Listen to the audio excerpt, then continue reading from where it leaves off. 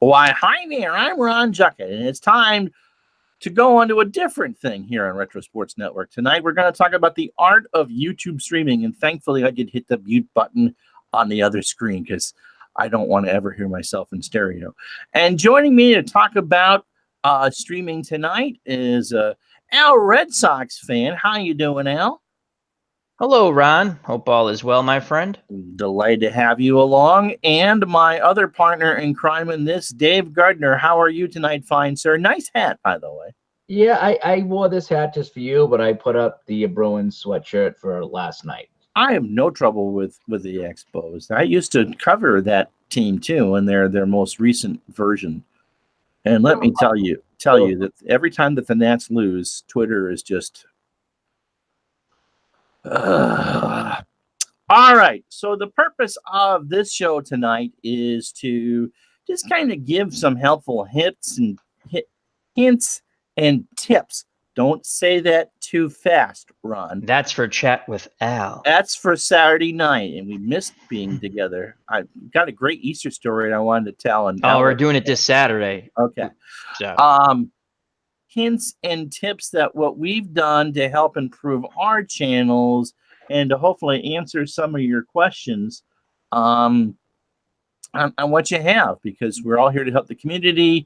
And, hopefully even if you aren't in the sports simming community for that, maybe we can give you some tips on how to help build your own, whatever it is that you decide to do. And so, Dave, you and I came up with this, and Al wanted to do it. And so, I guess, Al, I guess the first thing is goals for channels. And Al, what is the goal, I think, for your channel?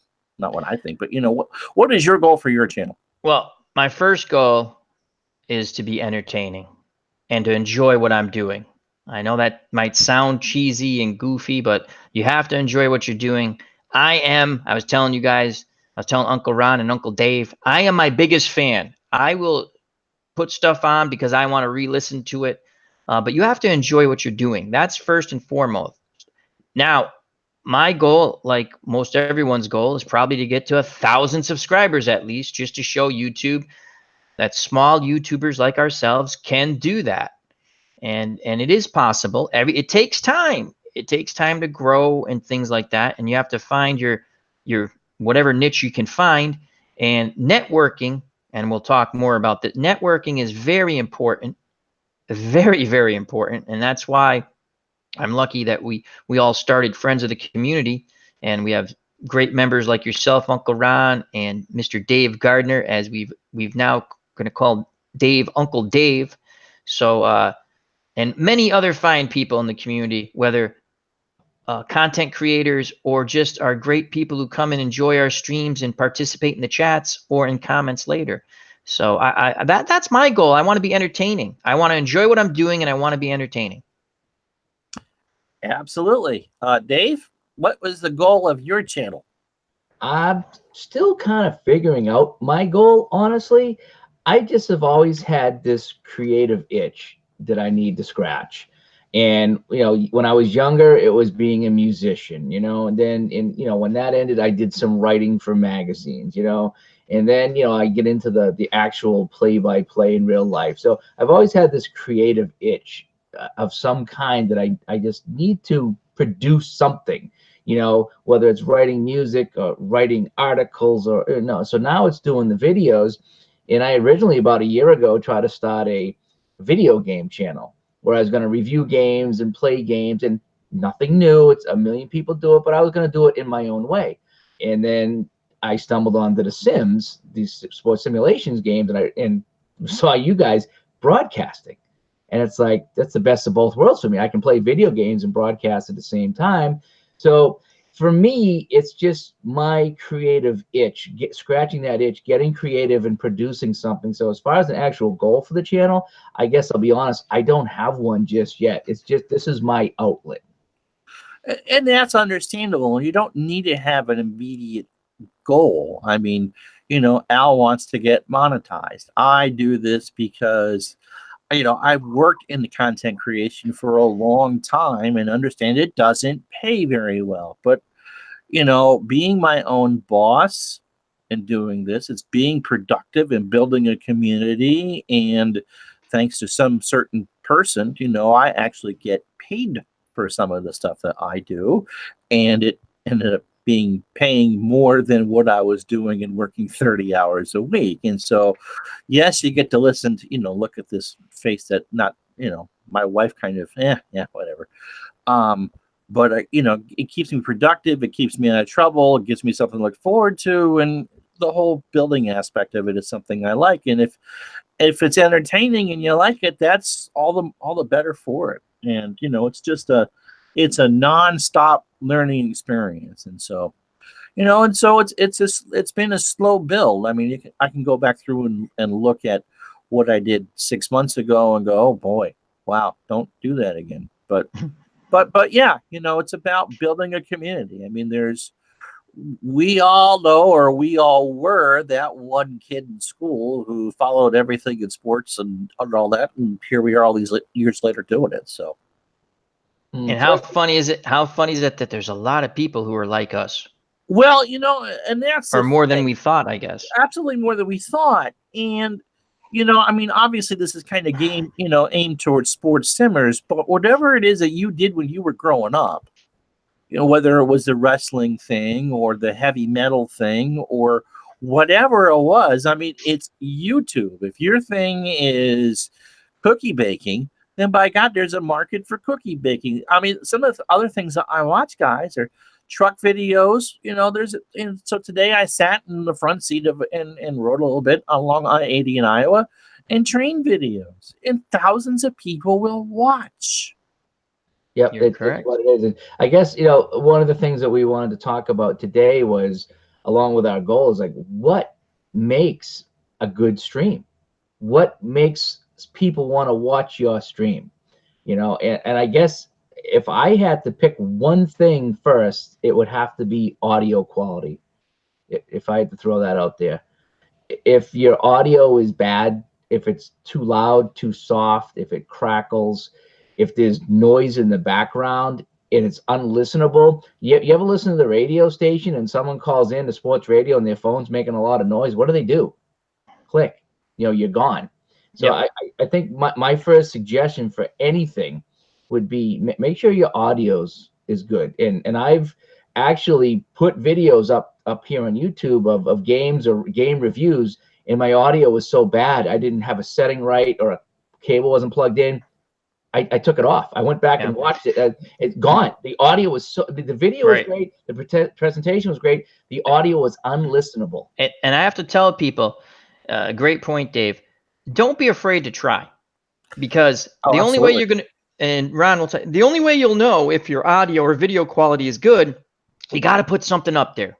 And God bless you. Watch your own stuff. Don't feel bad about going back and listening and critiquing yourself and say, hey, this was good, this was bad, this quality was good, this quality was, because you have to see what other people see. You have to you have to dip your toe in the water, you have to put your foot in the water, your leg in the water, and then get in the water. And the only way you do that is get a couple of people that you might know in the community, say, hey, I'm going to do this live stream. It's a test. Just type in test. People will know.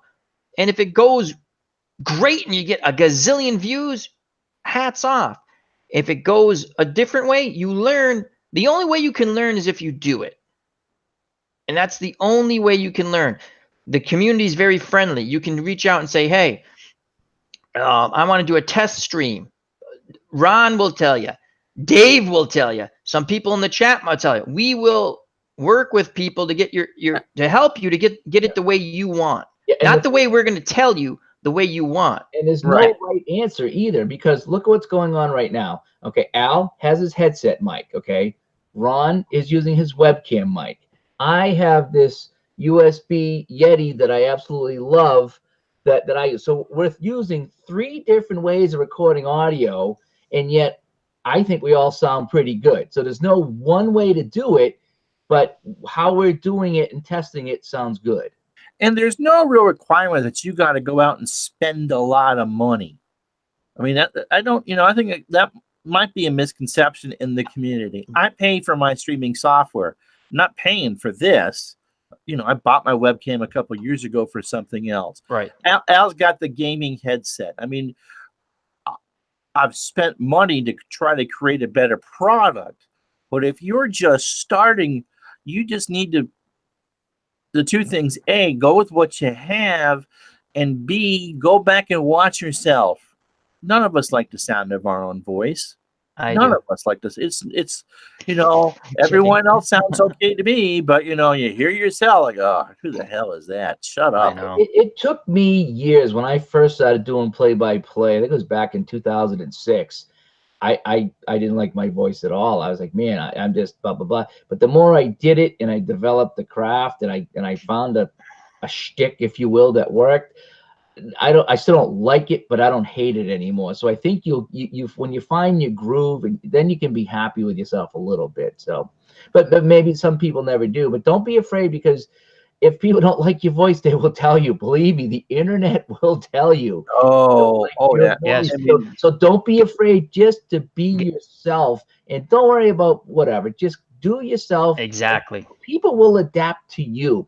Yep. Who's that guy on the radio, Al? He talks like this here. Now let's go to our Yankees channel here. Mike Francesa. Yeah. His voice is horrible.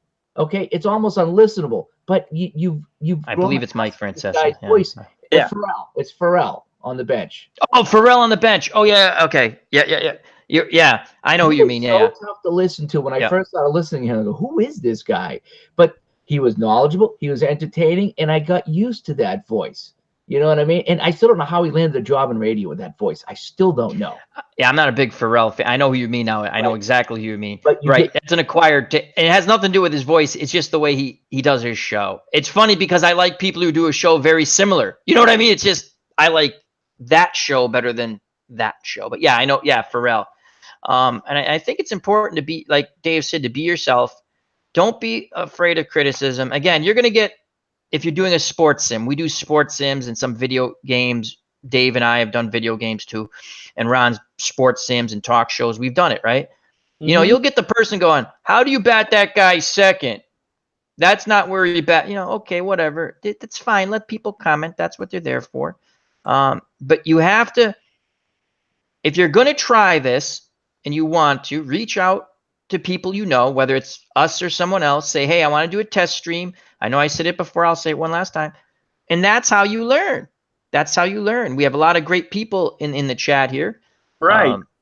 Bleacher Bums and Clinton Parks, who wants to take Al home and hug him and squeeze him and call him George, and Tribe Fan and Dale Lonsdale, and W. Voggs is plugging his phone.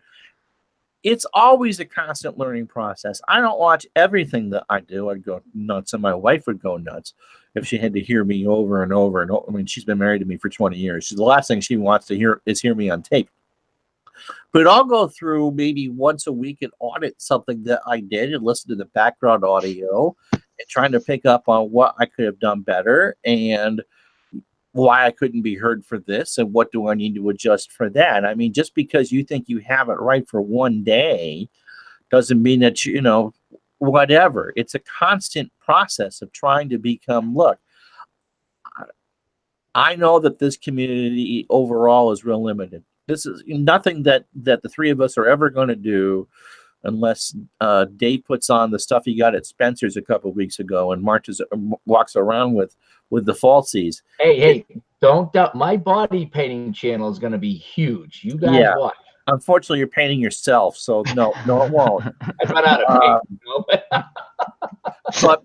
But in all seriousness, I mean, nothing we're going to do is going to get thousands of views or tens of thousands of views. If you get 100 views on something, that's a hell of a number because there's just not many trying to draw interest from the outside. And yes, I post some stuff onto Facebook, and Bobby Catalano is great about retweeting stuff that Al's done and I've done and Dave's done and other Bobby's people. Great. Bobby's great. Bobby's wonderful in the community. But that's the community. Sorry to interrupt, Ron. No, that's the community we're building, and we help out one another.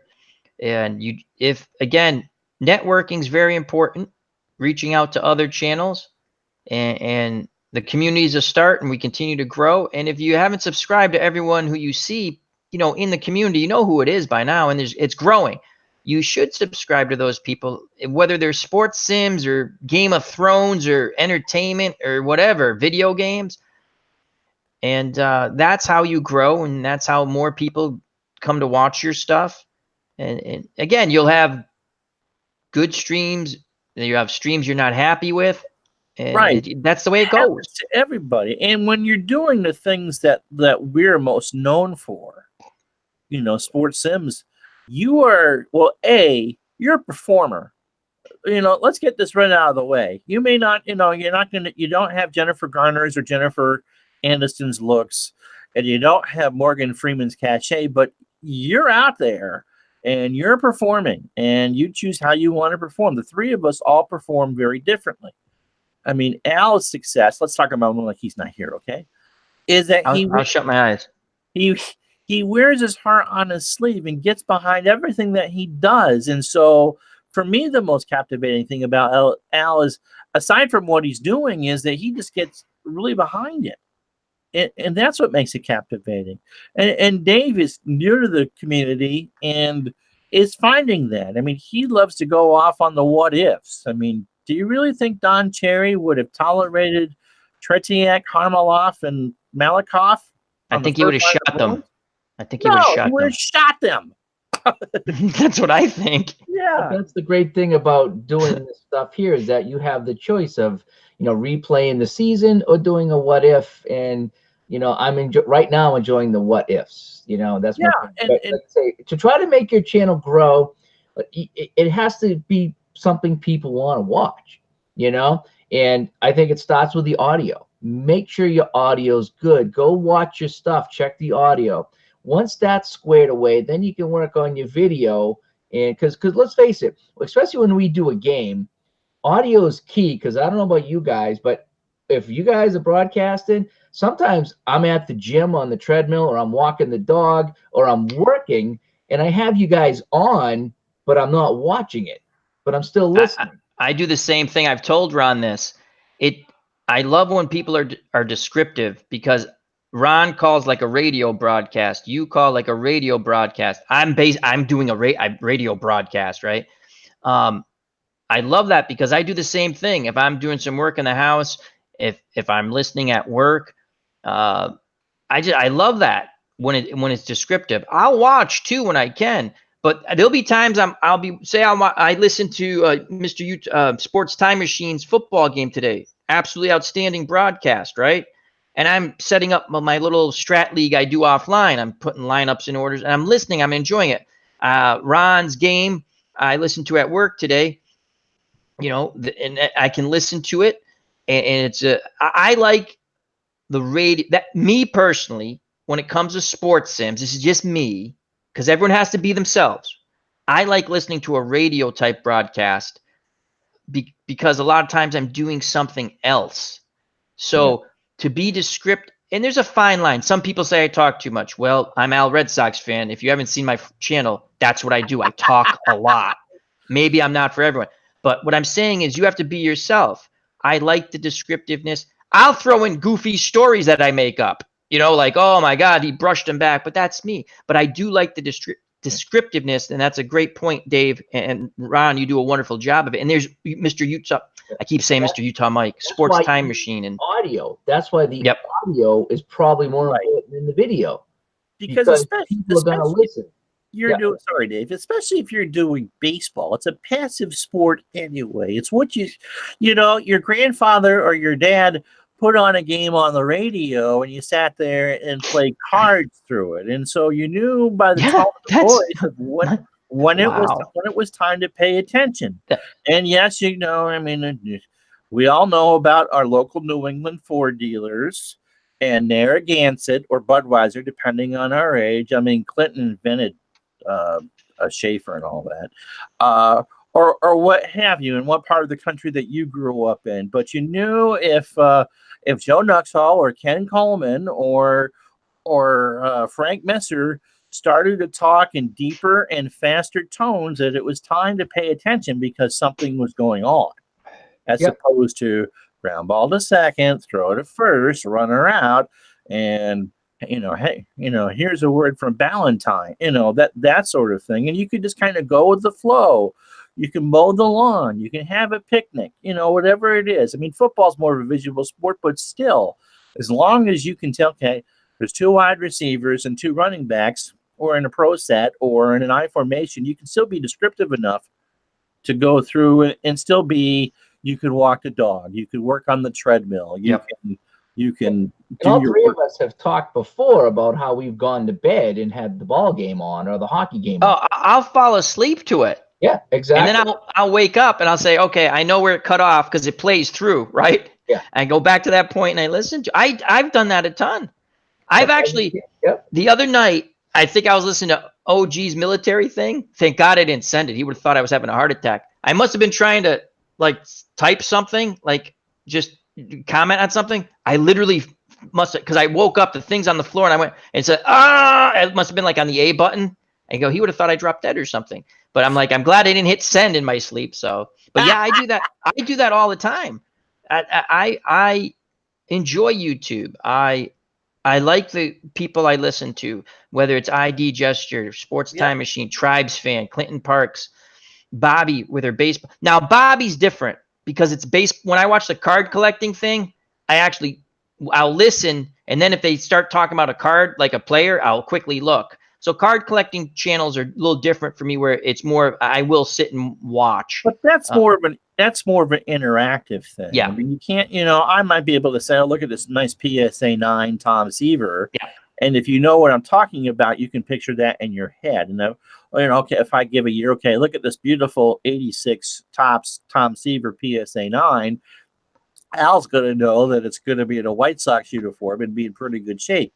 Dave Gardner's going to go, what are you talking about? Well, I could show you the card. Oh, that's what you mean. I mean, some things are obviously more visual, but the talk show type format and the games format, I'll tell you what, I looked at my top 5 videos of the year and none of them are games. They're all talk shows.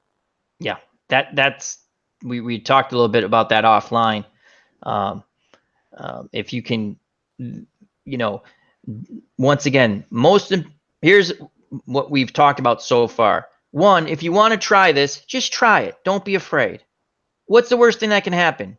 You don't like doing it and you stop, or you like what you're doing and you just continue to do it and you improve. 2, like Dave and Ron have said, audio, very important.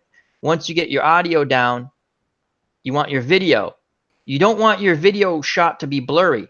Now, I was always told never to stream games at 1080, but guess what? You can stream at 1080. I stream everything at 1080. They're one of the first things I streamed. I know. I used to stream at 720, right? Because people say, oh, it's not going to look good. Thank God OG, again, part of the community, goes, Al, try 10. I go, everyone always said, like, from what I see, not to stream at that. You can stream at 1080 if you have the capability. First baseball game I streamed on my self-named channel, I think I streamed at 480. Yeah, that's and just... had comments after comments. I can't read it. Yeah. And so first I went to 720 and then I went to 1080. But it's a learning experience. That's my point. Absolutely. It will always be a learning experience. Yeah. There's no set. I mean, you look at the people who've got millions of subscribers. They're still learning and adjusting all the time. You have to, or no matter how big your channel is, I've watched some big channels and things happen to those channels and their views, because for whatever reason, you have to always try to reinvent yourself and never be afraid. Here's another thing. I don't know how you agree, because me, I have tons of projects. Mm-hmm. Some I push aside because some of it you look and you say, oh, the views aren't there for that. I mean, I will complete them online because I started them online, but never be afraid to stop something if you don't think it's going the way you want. Oh, I fully agree with that. And you go ahead, Ron. I think it's very, No, go finish your point. Okay. I think it's very important, just because you start something. We all want to finish stuff. But you know what?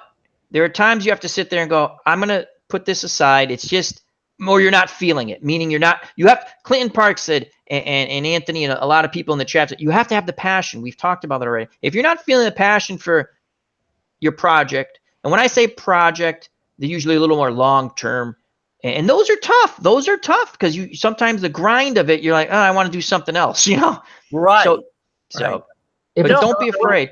if it's not working, then yeah, go on to something that is.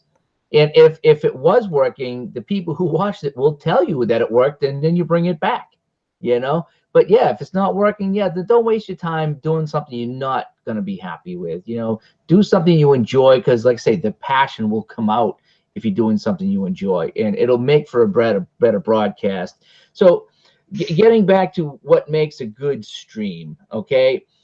So we talked about audio. So what about visuals now? Well, I want to finish the point on projects, and then we can go. Oh, I'm sorry. I'm sorry. That's all right.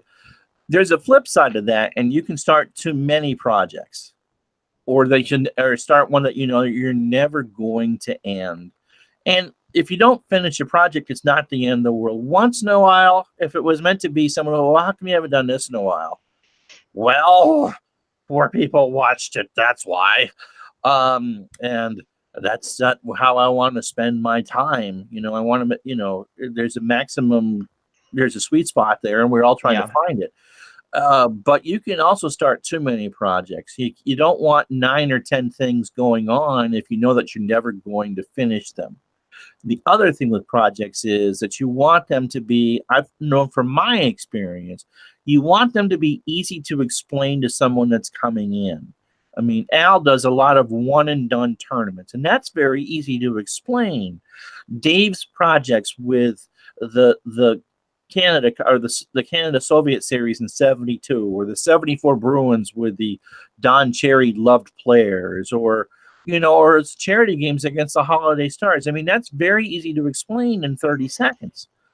And that's fine. But if you're just throwing stuff out there just to see, then that's not, it can be too much. You never want to lose or confuse your viewer. And so when I did the Patriots challenge, which I think was, it was a very successful challenge.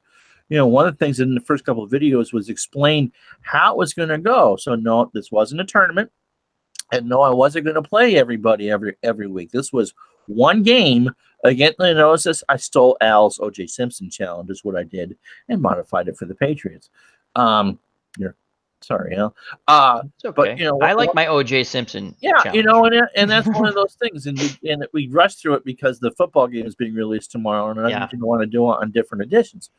But that sort of thing, whatever it is that you want to do, explain what you're doing. You got to make people feel like A, they're a part, and B, understand the consequences and the challenges of what you're trying to do. I guess with that'd be the points I would make. Yep. All good points, Ron.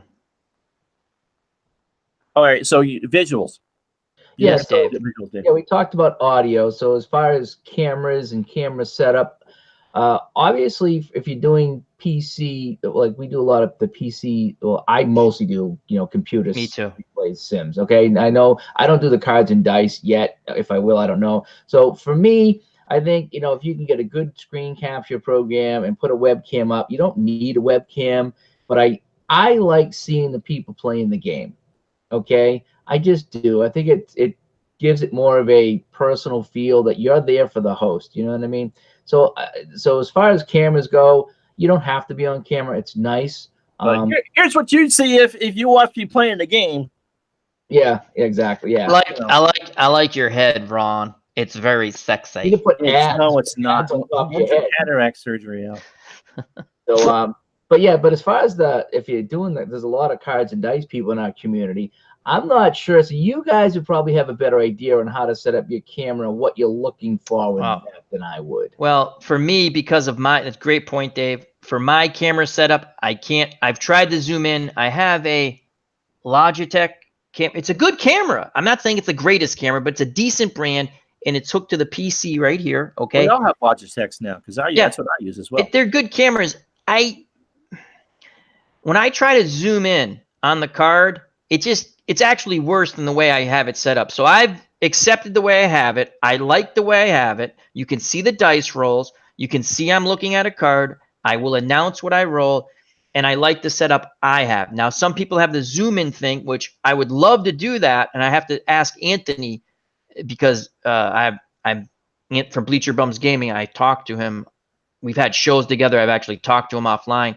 So I feel comfortable if I ask him like how he has his camera set up, like where he zooms it in. Everyone, you have to work with what you have. That's like Ron brought it up. This is a hobby, folks, a hobby, and you have to enjoy it, but you don't want to, you might have to spend some money, but don't go nuts. Don't take food out of your, out of your mouth. Yeah. So what ID Jester started doing, and I'm not sure of the baseball game, but at the top, he's got this little strip, and it shows the ball team score is what he's doing. He's scoring the game, and he's Yeah. got he and I use the same streaming software, and so he's put that bar up on the top above where his dice and his cards are. And so, Dave started talking about visuals. I think it's very important if you're turning on to someone's stream and you intend to watch it, that you can tell within instantaneously what it is you're watching and what the situation is you're watching. It's one thing to be descriptive with the audio, and that's why I'll go through and several times an inning, especially if the inning kind of drags on, to go through. It's 3-2, right? Go ahead, Ron. I'm sorry. But you want to make sure, because a lot of people that watch Al's and my streams aren't necessarily friends of the community to start. They're fly-by-nighters. They might watch once or twice and then go away. Or in ID's case, because he has so many subscribers, he has a potential drawing, viewer base of thousands, to know instantly what's going on, and then you can make the determination whether you want to stay or not. Right. The reason why I do a radio call, especially with card and dice, because I don't have certain setups. I have to work with what I have. So I'm giving a radio call. So I'm constantly going to tell you what the score is at the end of an inning. Because if you've ever listened to a game, regardless of what sport, on the radio, when I get in the car and they've ended the inning and they still haven't told me the freaking score, that drives me nuts. Have you listened to the Sox radio crew this year? Yes, a bit. It's terrible. It's horrible. It's absolutely atrocious. I didn't think it could get worse from last year, and it is. I think Joe Castiglione needs to go. I've never been a huge Castiglione. He doesn't give passion to me. Okay. What we're talking about, guys, is that they decided to. I mean, Castiglione's voice has never been great, as far as I'm concerned. So, if you're not familiar with the Red Sox radio, this year they've decided to go with a 3-man booth, which is absolutely atrocious. They don't have the right combination. That's the problem. Well, in my opinion. I mean, the thing is, you've got. It was Patriots Day. For my cable box works about half the time, so I went to turn it on to watch some baseball while I was eating lunch. Yep. And couldn't find it. And of course, because I had the MLB package, the Red Sox was blacked out. Yep. So okay, fine. I'll listen to Joe. Not a huge Joe fan. I'll listen to Joe. And so poor Joe is stuck between Sean McDonough and Lou Merloni, who's playing a game on his phone. And so Sean and Lou are trying to talk about, joking about what Lou is doing on his phone. And meanwhile, Joe is sheepishly and that pitch is outside, 2-2 down. It's a bad combination of radio. People. Yeah, it's a bad combination of people.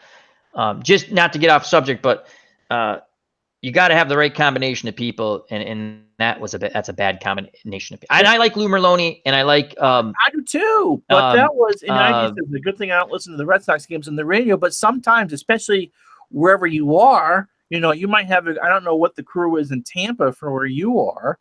But it's like sometimes you don't really have much of a choice. If you're going to listen and you got to be out, you're listening to the audio stream of it. So I guess the radio stream should be a radio stream. Yes. I figured it out, put it on because Nesson streams in Market, and I listened to Dave and I think it was Remy.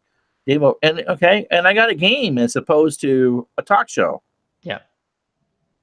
We lost Mr. Gardner, I think. But my point was about that. Sorry to get off topic. Was I like to know the score? That's why I say the score at the end of every inning of what I do, or even as I go. So, John Miller of the Giants and formerly of the Orioles has an egg timer. I mean, obviously you can't do it as much with this because the games go a lot quicker. But a 3-minute egg timer, and once the egg timer ran out, it's Baltimore 4, New York 3. That's Cal Ripken steps to the plate, and that sort of thing.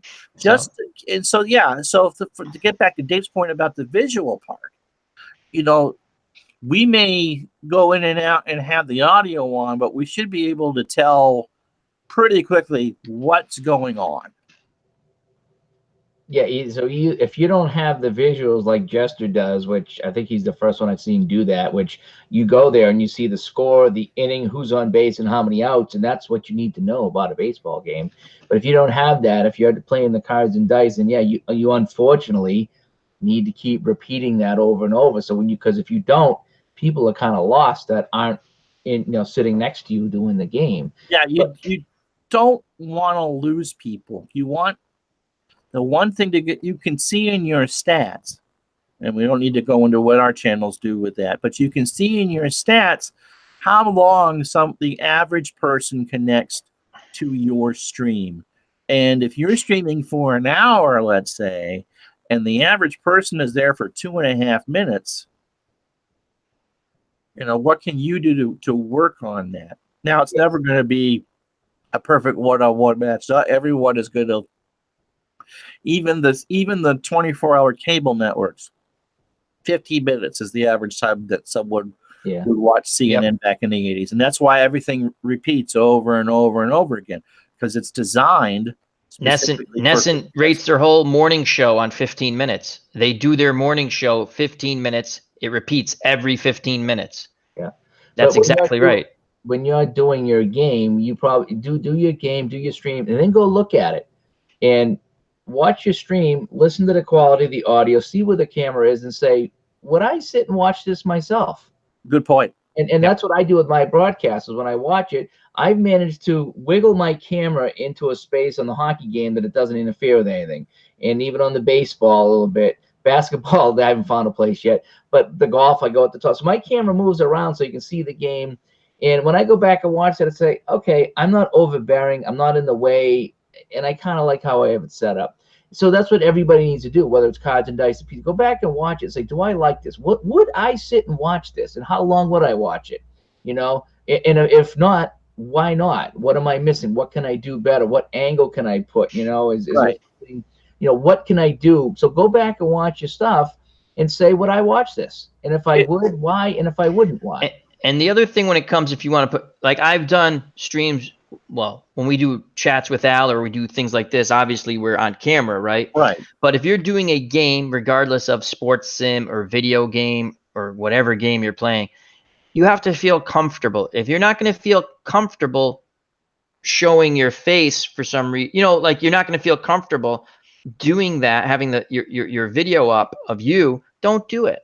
Right. And the reason why I don't go on camera all the time is because, as IZ suggested, someone should sponsor this. This ball spot in my head, the road game play of the day. But I go on camera at the start of every game. And if there's a story I want to tell, or if there's something in the chat that goes through that, I'm going to break immersion, then I'll hit the F9 button on my software and I'll go on camera to do it. That works really well for you. Whereas you don't just do the whole game. You come in at different times and have breaks, almost like a commercial break, and you engage the audience, and then you go back to the game. So in lieu of having a camera the entire time, that works really well. I watch Dave Little's basketball streams, and it'd be kind of cool to sit there because you can see his head moving back and forth as he's watching, like you would if you were watching Marv Albert on TNT doing a game, going back and forth and get into it.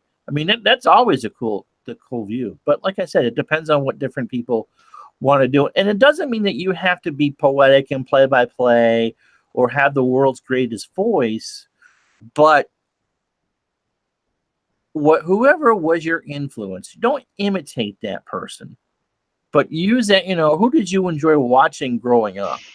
And maybe not emulate, but understand why were they so engaging to you, and say, "Oh, okay." It's funny that you bring that up, Uncle Ron, because I used to love listening to Johnny Most do the Celtics games, and I loved his excitement. I loved that he was a homer. Oh my God! And it worked because they were so good. I like excitement. No. That's what I like. But Johnny Most, I mean, I'll never forget. There would be a Celtics game on the radio on TV. You could watch on TV, and we'd go outside and sit on someone's front porch stoop and listen to the radio instead, and just joke around with our friends. And it's Johnny, and we're waiting for Johnny to say something. I know you can't say this about him, but that was a dirty play by Isaiah Thomas. It was great. Bear never committed a foul in his NBA career, and you know what? He's full of vinegar. He's full of vinegar. I mean, that's you have to be who you want to be, but we all take from someone. And now that you said that, I always wondered who. And I'm like thinking to myself, Johnny Most. I love Johnny Most, and Keith Jackson. I liked a lot too. Now I just thought Keith Jackson was very entertaining to me. So and there's plenty of boxing announcers too who I like. But you have to. Yeah, I never thought of that before, Ron. Until you said that, I'm like Johnny Most. First person popped in my head, Johnny Most. I always wanted Johnny Most to do like Red Sox. I want Johnny Most to do every sport. Red Sox games, Bruins games. Johnny Most in the '80s with that Red Sox bullpen. It'd be hilarious. It would have been great.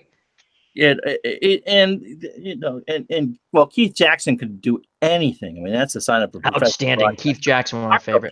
Cliff diving. Acapulco. I remember watching that on Wide World of Sports. It's like, Nelly. I wish I was doing a football game, but here we are doing Acapulco cliff diving. But no, you don't need to do that. You just need to say, okay.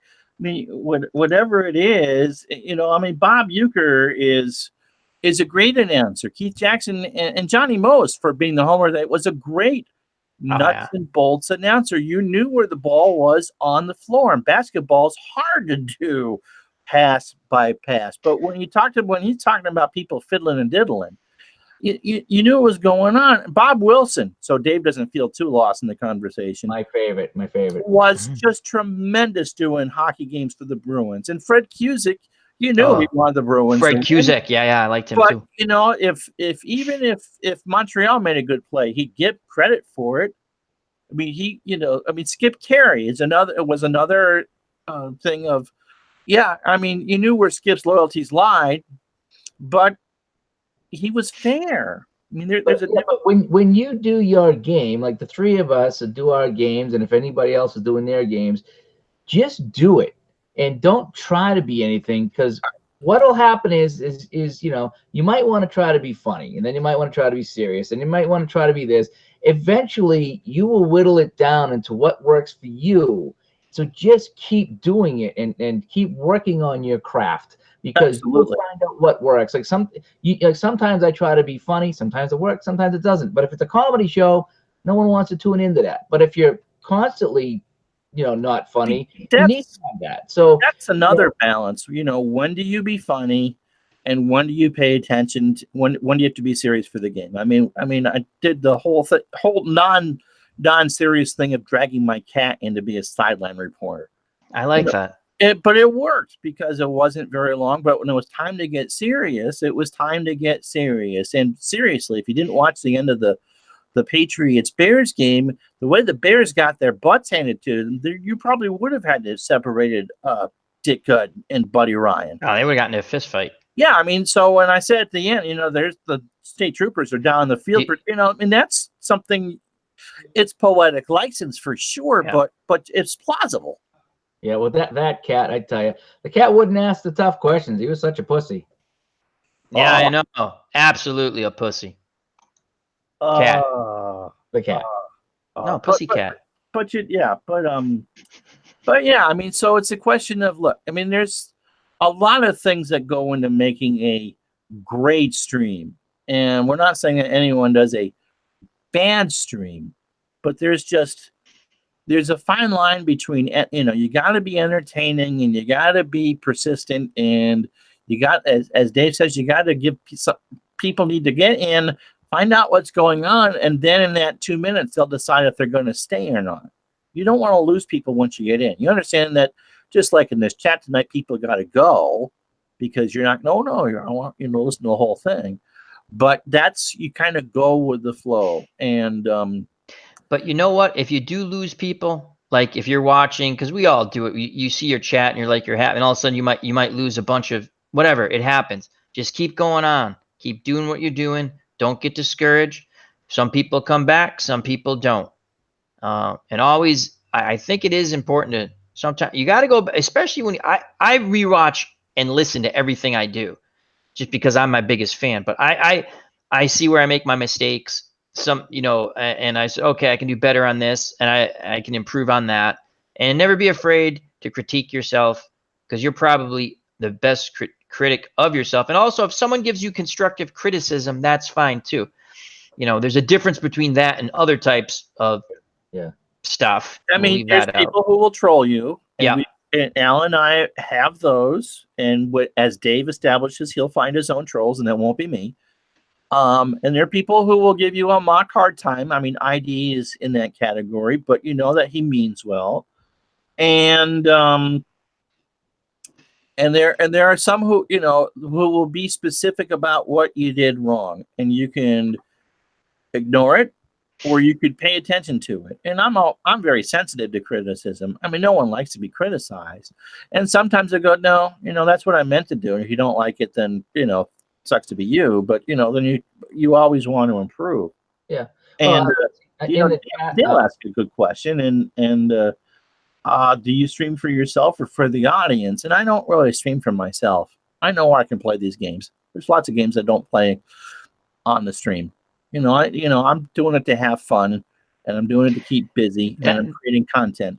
But I don't necessarily stream for my own the games can be quite good, and I'm delighted when I get a good game. But that's a very good question, Dale. Yeah, Dale, great question, man. I actually, and I said it before, I'm not joking when I say I'm the make. I think of things, I'm like, God, and I do a lot of what ifs. That's why I'm like, I would like to listen to, like, I do a lot of what if boxing. I do a lot. I was listening.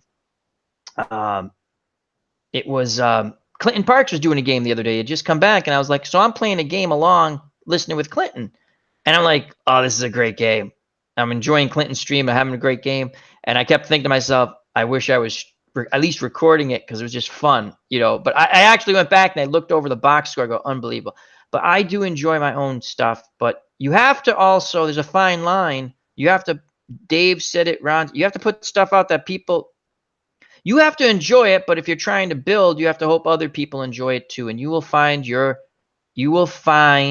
what will work for you, and then you can grow from there. So great question. Yeah, absolutely fantastic question, Dale. And yeah, I mean, I don't dislike my stuff, but at the end of the day, it's about community building, being an entertainer, and having fun. I have a great deal of fun doing what I do. It's about balance, because okay, I'm a huge Bobby Orr fan, let's say, but if I play the 1974 NHL season 15 times in a row because I'm a Bobby Orr fan and he had a great year in 74, I'm going to enjoy the hell out of that stream. But at some point, the audience is not. So there's the balance. Do I need to? You need to enjoy it for the passion, but at the same time, you need to do it for the audience as well, unless you just want to just watch yourself. But I mean, I think you have to find a balance between, you have to enjoy it. You, like Ron said, you can't not enjoy it. But at the same time, if you're only doing stuff for you, you might have to broaden it out a little bit. Say, hey, what would somebody want to watch here? You know what I mean? I'm enjoying this, and I think this is fun. And something like Ron said, we all have projects. I got a lot of projects going on. Some have worked. The 1980 USA hockey team worked for a while, and then it didn't. My USSR Soviet Canada Summit Series of 72 is doing well, and I will finish those last 5 games. So I'm having fun with those. But yeah, I mean, if you just do it just for you, and you're trying to grow the channel, that might not be the best way, but you'll have fun. So there's your balance. Uncle Ron, ID has a question if you want to read that out. I wanted to get that. And do you great find question. it better to keep the flow going fast, to keep the excitement up, or is it better to go with your own speed that you feel comfortable with? I play fast. I can get through a baseball game and streaming in about 50 minutes to an hour, where I would take an hour 10.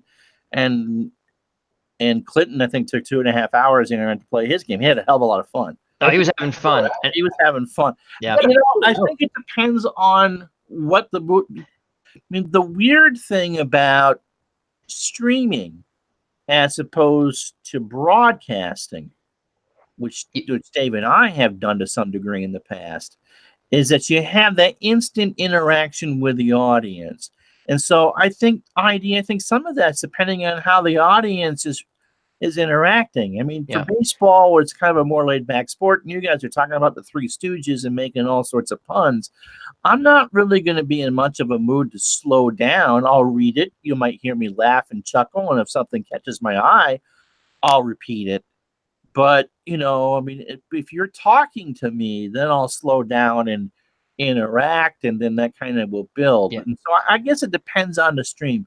It also depends on the sport. You don't want to dawdle too much in football. No, because it goes long anyway. Yeah. Really, because it takes, it's an hour 35 usually for me to do a football game.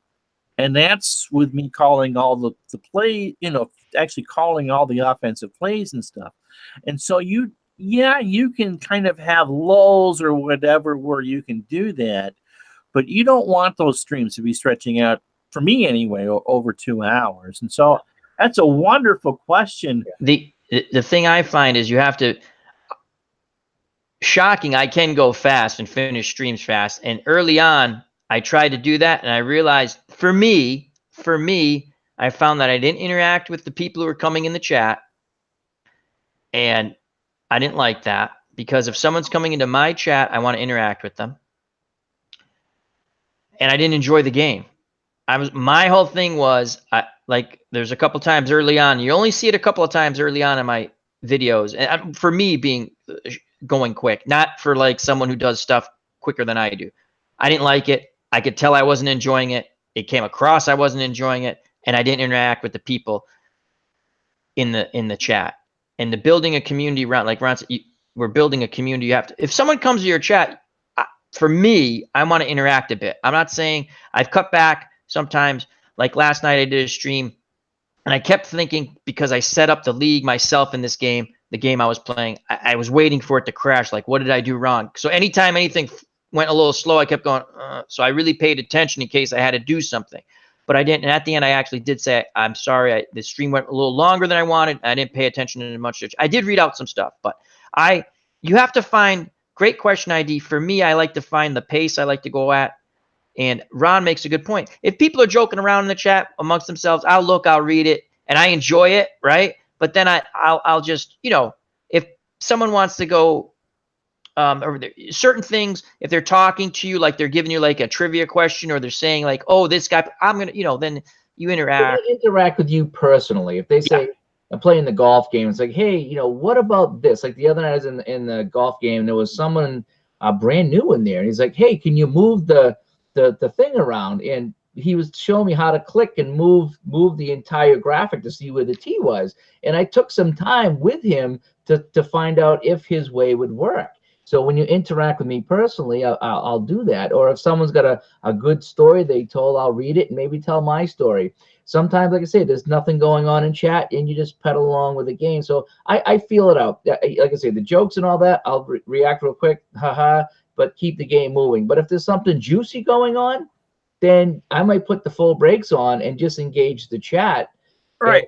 The other day, we got talking about Digital Diamond 8 and Clinton's frustrations with that. And he was bringing up some very good points. And so I stopped the game long enough and went on camera and addressed one of his questions, because it was, that's what people wanted to talk about. And it was a very valid question. The other thing that I struggle with is that, community just kind of chats back and forth. And so your game is not full screen usually. It's whatever is on the left and the chat is on the right. But people will watch your videos on a full screen and don't get that chat experience. Yeah. And so you got to be careful. You don't want to lose people with too many inside jokes. Most of the people in the chat understand the jokes and the puns and all that, and that's great. But if you're trying to attract new people and you're going on about something you were joking about 3 weeks ago, it's one thing to chat without that. We talk about the bear, the monkey in HR, but you can't bring that up in a game broadcast, because because people aren't going to get it. And like I said, you don't want to lose people. Back to my days of working at the store, any idiot could come into my store once. It was my job, however, Get him to come them back in. back. Yep.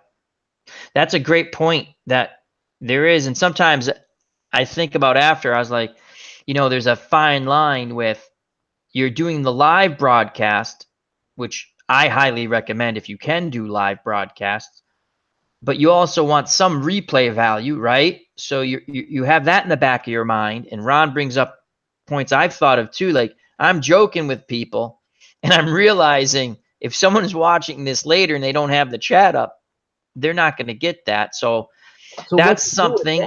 What I like to do with that, and it's good that you said that, Al, is you need to almost read the chat. Yes, I do that. Yes. So when you answer a question, people know what you're answering. You can't just say 42. You're going to say, oh, how many home runs did he hit, or how many goals did he score? So you can interact in the chat by almost reading the question back, and then people who are watching the replay get what you're talking about. I got used to that because when I first started streaming, not that I've been streaming a long time, YouTube did not show the replay of the chat. Yeah. So that's in the last year. Yeah, and I would read because I realized after the first one, I didn't realize I didn't show the chat. I was like, so I started reading off what people said if I was going to read it. But I had it set up so that the chat would go over the play-by-play box because it really wasn't important for the viewer to read Dave Koch's play-by-play because that was my job to do. Right. But someone got too cute and I'll just start talking about pubic hair wigs. Yeah. And I can't show that. Yeah. I just want to say one thing. If you're doing video game streaming from, say, a PlayStation, I only know the PlayStation 4 where I've streamed some video games from. I recommend not showing the chat. Make them go to your YouTube channel because at least you can control it. Because if someone gets in there and starts saying horrific things, that's on there forever and ever and ever. I learned that. I was on there one night. I couldn't sleep. I was just playing a game, and my friend Joe Dirty Locks from the Fill the Issue Guys channel, great channel. Got to give them a plug. They're the ones who got me streaming. I'm playing Guns, Gore, and Cannoli, and we're just having a good time. I'm just streaming because I want to talk to someone, and we got a person in there, and I'm going back and forth with him because I can give as good as I take, right? But this guy was obviously. But then I realized, as good as in fun time I had with not letting that guy giving it right back to that troll, you can't get rid of that stuff. Where if you see something in YouTube, even if whether you have, and you should have moderators, make sure you trust people and you have moderators when you stream. But even if a moderator misses something, you can go back later when you're watching. Another reason why I try to watch my stuff and read the thing. And you can delete it out if someone slips through with some comments you don't like, right, if they're off-colored. Right. So. And Heidi asked another good question about stream when you want to or stream on a regular schedule. And so let me put that one to Al first. Good question. I've thought about like saying I'm going to do this on Monday, this on Tuesday, because it works for some channels I've seen where they go, I only stream on this day at this time and this day. Now everyone's situation's different. It'd be awesome if you can do that. But with me, I have certain family obligations that I'm going to, I'm not going to explain it. Ron, and some other people in chat. So I stream at certain sort of like weird times. And, once in a while I do try to stream a little earlier, but ID, that's a great point. If I would recommend one thing, I think to have a schedule is good. Like Ron has a schedule in a way. Like he says, I'm doing my afternoon baseball. Actually, yes, Ron, you have a schedule, but it has to work for you. It has to, to piggyback onto that. I mean, people, because I started doing the football games at lunch, people expected that I was going to do games at lunch. Whether I wanted to do games at lunch, that sounds wrong. Whether I expected to do games at lunch or not. And once we rolled into the playoffs for the football season and then in the baseball season, My lunch numbers were better than my prime time numbers. Well, Right? and see what happened there was you didn't expect, you said, okay, I'm going to do it. You tried it and you said, and then you found out people liked it. My recommendation is when you find something that people like, and if you're able to continue doing it, to Right. do it, Oh, because you're giving your audience what they want. There's pros and absolutely. cons to a schedule, though. But what I find is that I think it's better to have a schedule because now people know when to find you, and it's like I'm going to be here Mondays or Wednesdays or whatever days you slot. This is my schedule, and I think that's a good thing. But at the same time, there's sometimes I plan on streaming, and then something happens. Something happens at work. The dogs are fighting. The wife has a bad day and wants to talk. Maybe I'm not feeling good. Maybe my voice is not. So you almost feel obligated to stream, and that's not. You shouldn't feel No, you obligated. should never feel obligated. That's So that's that's Oh, the go ahead, tough Dave. I'm line sorry. to find because Yep. I was talking to Ron earlier today after this week in the E about I'd love to try to set something up where I could say here's my 3 times a week. But I can't even find a set time to get to the gym. Sometimes I have a doctor's appointment. Again, sometimes my work is so bad, I stay up late and I sleep in late and I miss that time. So I don't ever want to be canceling my scheduled times either. Right. Yeah, no, I agree. Go It ahead, Ron. works. Sorry, Al. It works for me to know that on these 4 days. I'll be right back. Yep, take your time, buddy. That on these 4 days that I have a lunch function. And if I know a couple of days in advance, if my mother wants to come into town to have lunch, or if Sarah needs my attention or whatever, then I can say a couple of days in advance.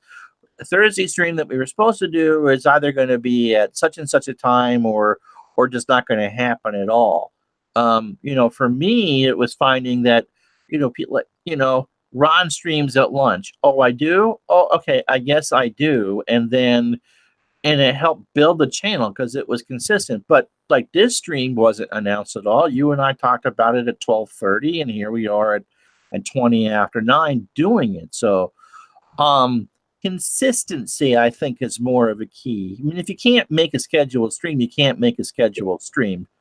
But like I said, this is the balance because I look forward to your lunch streams. I think a lot of people do. So when you stream at lunch, we leave those days open for you.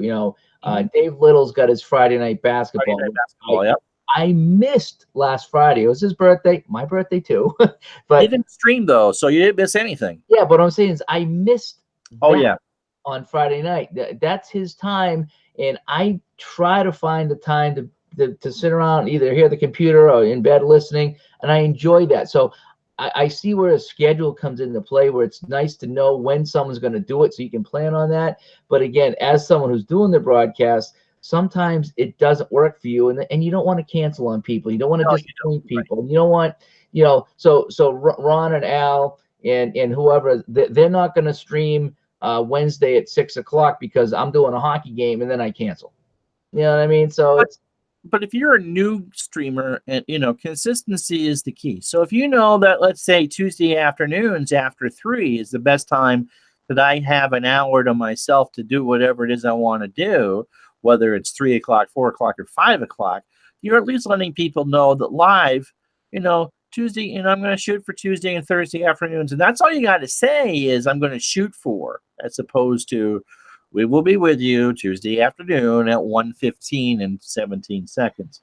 And Adi Jester actually spelt my legal name correct. That's kind of scary. But yeah, no, I think for a new streamer, play around with that. If you generally know, I mean, life happens and no one's going to, get on you if you miss a stream, scheduled stream time. I mean, that's when I should not have been on my elbows that week. I made sure at some point I got on every day to say, this is what's going on. And this is why we're not doing a game this week. And we made, I forget what it was. It was the National Association of Body Part Failures or whatever it was that went on strike, or however it made fun of that when I was able to come back. But just be, as long as you can be consistent. I mean, Al's consistent. He may not say I'm coming on every night at 11 o'clock to do a stream, But chances are, if everything is okay in Al's world, that as I'm drifting off to, I see him pop on, I'm going to go to sleep, but I'll check it out in the morning because I know he's there. And he gets good numbers for that time of the night, but he's consistent with it. It may not be 11:35 every night, like, Fallon and Colbert, but you know where I'm going at. Yep. It's just you have to find what works with you. A schedule is nice. I don't do a schedule. I try to stream when I can stream. And again, a little different. I stream because I think Dave said it's like an outlet. It's fun. Everyone deals with real life. Everyone has their outlets. This is my fun. I always wanted to have a talk show. Well, guess what? We do crazy stuff on Saturdays, and I get to do stuff like this on other people's channels. It's awesome. And then I enjoy sports, and I love boxing and baseball, every sport. And I got to call Bobby Riggs like a wrestling match in the $1 Million one set challenge. You can do all kinds of crazy stuff as long as you enjoy it. You just have to be what works for you. And for those who kind of are like some of our buddies who don't necessarily like to go live and can be kind of, I don't want to say the word dry because that's like a bad connotation. That plays it straight. You still are entertaining.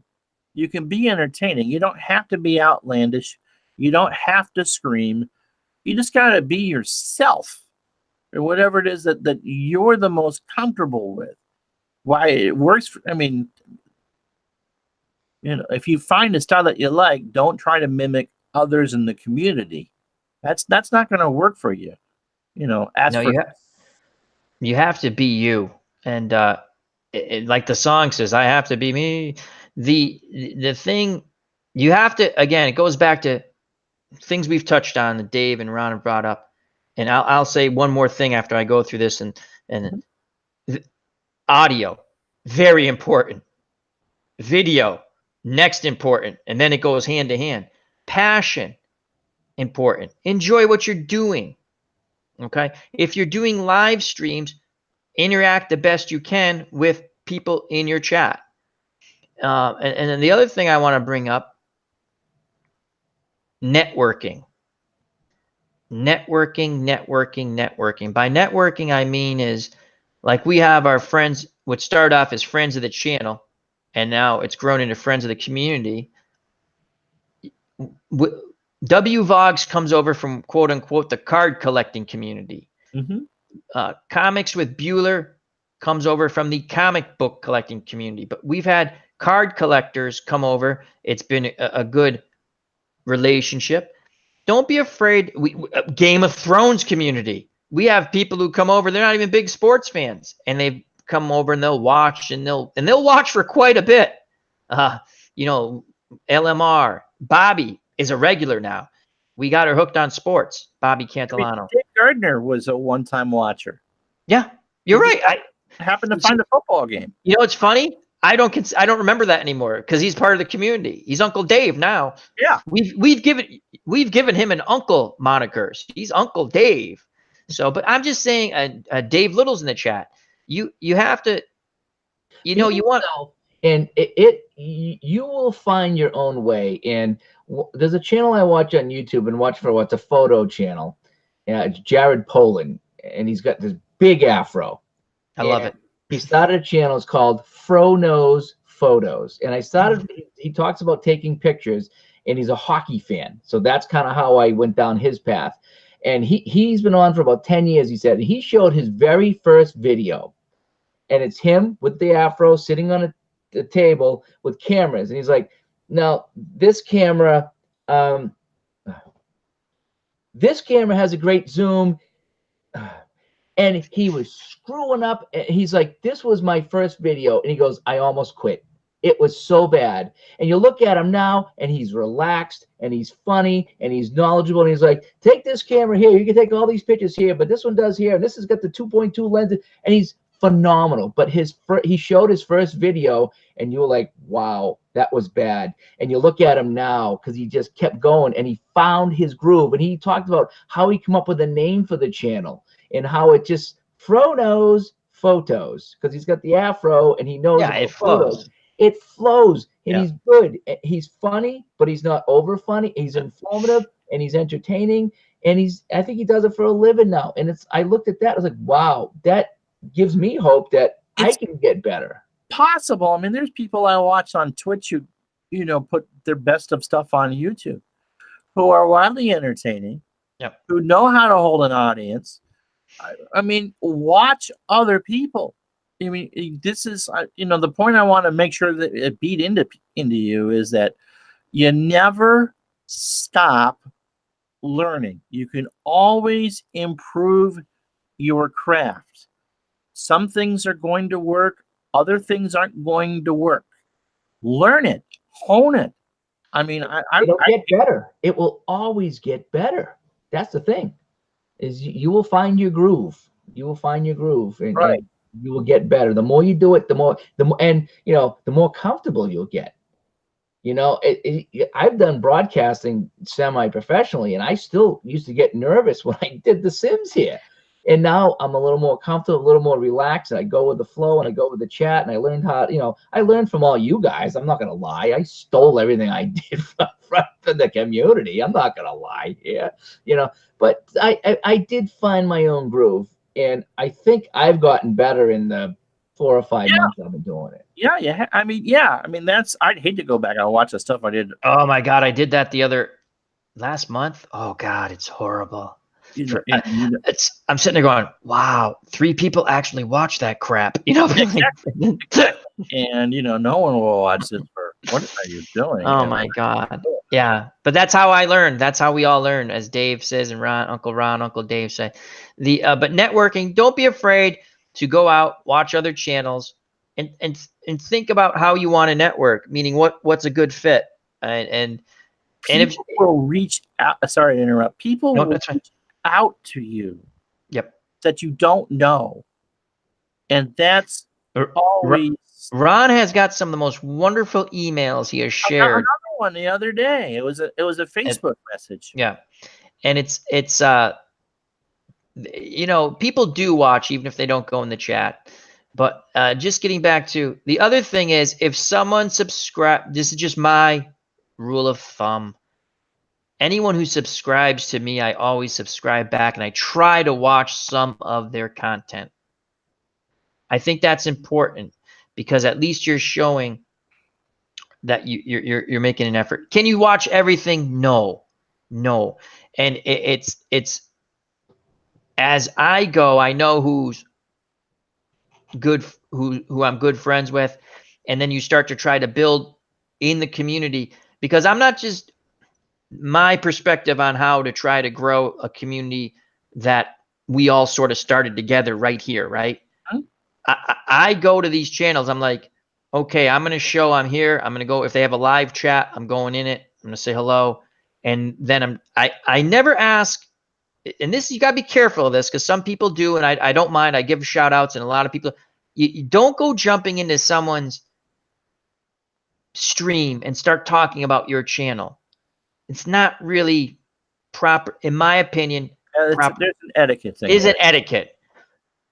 Grow with that channel. Go back a few times. Talk, leave a message. Talk, and most channels.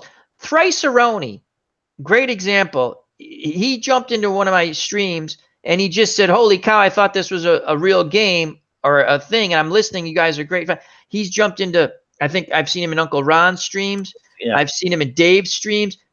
He's a card from the card collecting community. So and again, a lot of card collectors, or the ones I follow, they do a lot of uploads, but they do also some live streaming. And he had a live stream and he did the best. He goes, "Listen, if you're a content creator, just put that you're a content creator. And I will tell everyone, hey, check, everyone in the chat, please check out all the other content creators." That's his way of doing it. I thought it was really cool. But also when you're going into someone else's, this is important. This really is. I think proper etiquette.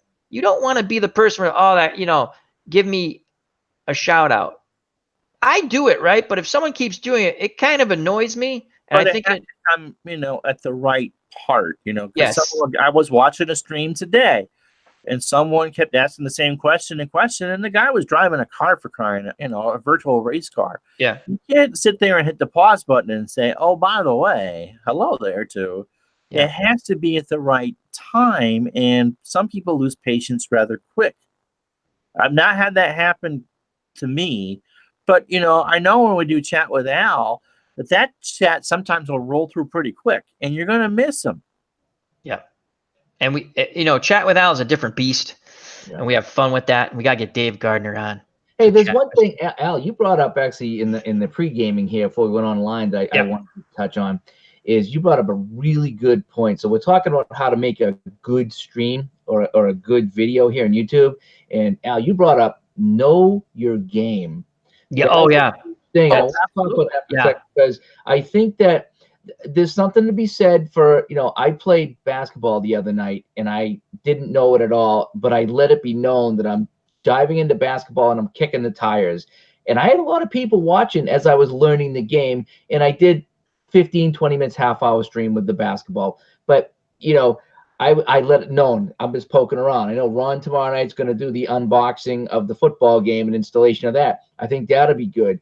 But if you really want to do, whether it's the cards and dice or whether it's the PC games, you do have to know your game, because if you're sitting there reading through directions and you're trying to promote it as an actual game, it's not gonna be interesting to watch. If you promote it as I'm learning the game, come learn with me, that's different.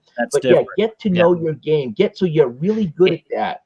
And again, that's a great point. I brought that up because it's true. I mean, there are even times like I've played, the game is actually called Dice Baseball. I do like it. I played it a few times on the channel. I did my 67 What If replay. But I told people, because I'm still learning this game. There's charts, and there are times you sit there and you go, all of a sudden you come across something like, yeah, when I played this 14 times offline, this scenario did not come up, and you're trying to find it, and it comes. That's where you have to be sort of entertaining at that point. Right. Where you're trying to look. There is no, when you're live, there is no safety net. No. There's a reason why everything on television, except for games and news, is taped. Yeah, there's a lot of things you can go with. The dog barks, the cat meows. You can make fun of that. You can work that into the stream somehow. But if you're stumbling through the game, that's tough. And it happened. It's happened to every. Unless this is a review or something like that. But if you're like, hey, today I'm playing Red Sox and Indians, blah blah blah blah blah, and you are struggling, people are gonna see that. So if you're gonna do an unboxing, if you're gonna do a review, if you're gonna be like, hey, I'm kicking the tires in this game, come learn with me. When I did the basketball game, I didn't broadcast it. I was just I was playing with it. Okay, now Bird has it. Okay, so I'm gonna pass to McHale, and McHale's gonna shoot. Okay, that didn't work. What did I do wrong here? But I wasn't broadcasting because I didn't know the game yet. So I set it up as a learning experience. That's tomorrow's football thing. There'll be a full game in there. Yeah, great. And there'll be some sort of play-by-play, and it's a different version of the same game, but there's going to be a lot of the same questions asked over and over again. Can you show me this? Can you show me that? And so it won't be a flow type deal, but we're learning it together. Uncle Ron, Sports Time Machine has a good question. If you see that good question. Toughest sport to do play-by-play of. Now that's kind of, you can break that down. Can I go first? Sure. Because the toughest for me, I think I can call pretty much everything okay the way I see it. Right? I'm not saying everyone likes it. Hockey. I'll tell you why. Because you give Al Red Sox fan those Russian names, I'm sitting there going, oh my! But I do it. I say that Japanese team. I watched one of your old streams. Like, hey, here's a first look at Action PC Hockey 2018 or 19. And what's funny about that? Japanese. They had. I picked that on purpose. Because I said, if you thought I was horrible with Russian names, that was like a funny thing. But also, it was funny there. There was a patch that came out almost immediately because probably someone sent my stream to. This is a joke. They probably sent it to Dave Koch because I actually was able to score 8 goals by playing this bizarro offense, and there was actually a patch that came out 2 days later, and I'm sitting there kind of giggling, going, I wonder if they watched my stream and I scored 8 goals against the Soviets because I was doing these bizarro things. But yeah, hockey for me, or any sport where there's a lot of foreign names that I don't know how to pronounce, but it's fun. I enjoy it because I make fun of myself. So, to get you a track and field game, you'd have a field day. Oh my God! I tell you, I still want to do curling, but I think I think Dave Gardner said it. Hockey, because there's so many things going on. I think in real life, hockey would be the toughest. Oh, in real life, absolutely. I've actually tried to watch and fool around in my head. You know, like I'm like, I have no clue how to do this. It takes a while. I did one a couple of Fridays ago. I don't know if you guys saw the replays, but I put the live game that I did. Championship. I watched that. That was awesome. Yeah, I watched. And I was filming at the same time. And you were filming. That was unbelievable. But hockey, baseball is the easiest to me. I'm very familiar with it. Boxing's easy to me too. I hope so. The thing with boxing, when I get excited doing it, I'm really getting excited because I do the what if matches. I'm not faking that, and I tend to scream a lot. And I go back and listen. Oh my God, did I yell a lot? But that's just me. Basketball is okay. Hockey, soccer. I got pretty. The game I choose to show soccer once in a while is slow. It's a card and dice game on the PC, so I can sit there and it's slow enough pace where you don't have to call out all the names, and you have to be comfortable with what you do and just take your time. And back to know your game. So thank you for this. I think it's different because, I'm so familiar with hockey, and I've been actually broadcasting hockey for 13 years. So for me, hockey's the easiest. Even though it's the fastest. For me, I've done baseball games, and I find baseball to be the hardest for me. Really? Because with hockey, it's Oates over to Neely, back to Bork, shot, saved by Fassé in the corner. It's Oates, spinner, back to Neely, shot, hit the post, rebound, Burrard, score. He just love it. He just did it. It's awesome. With baseball, it's like, and the pitch, ball. Oh, that's yeah.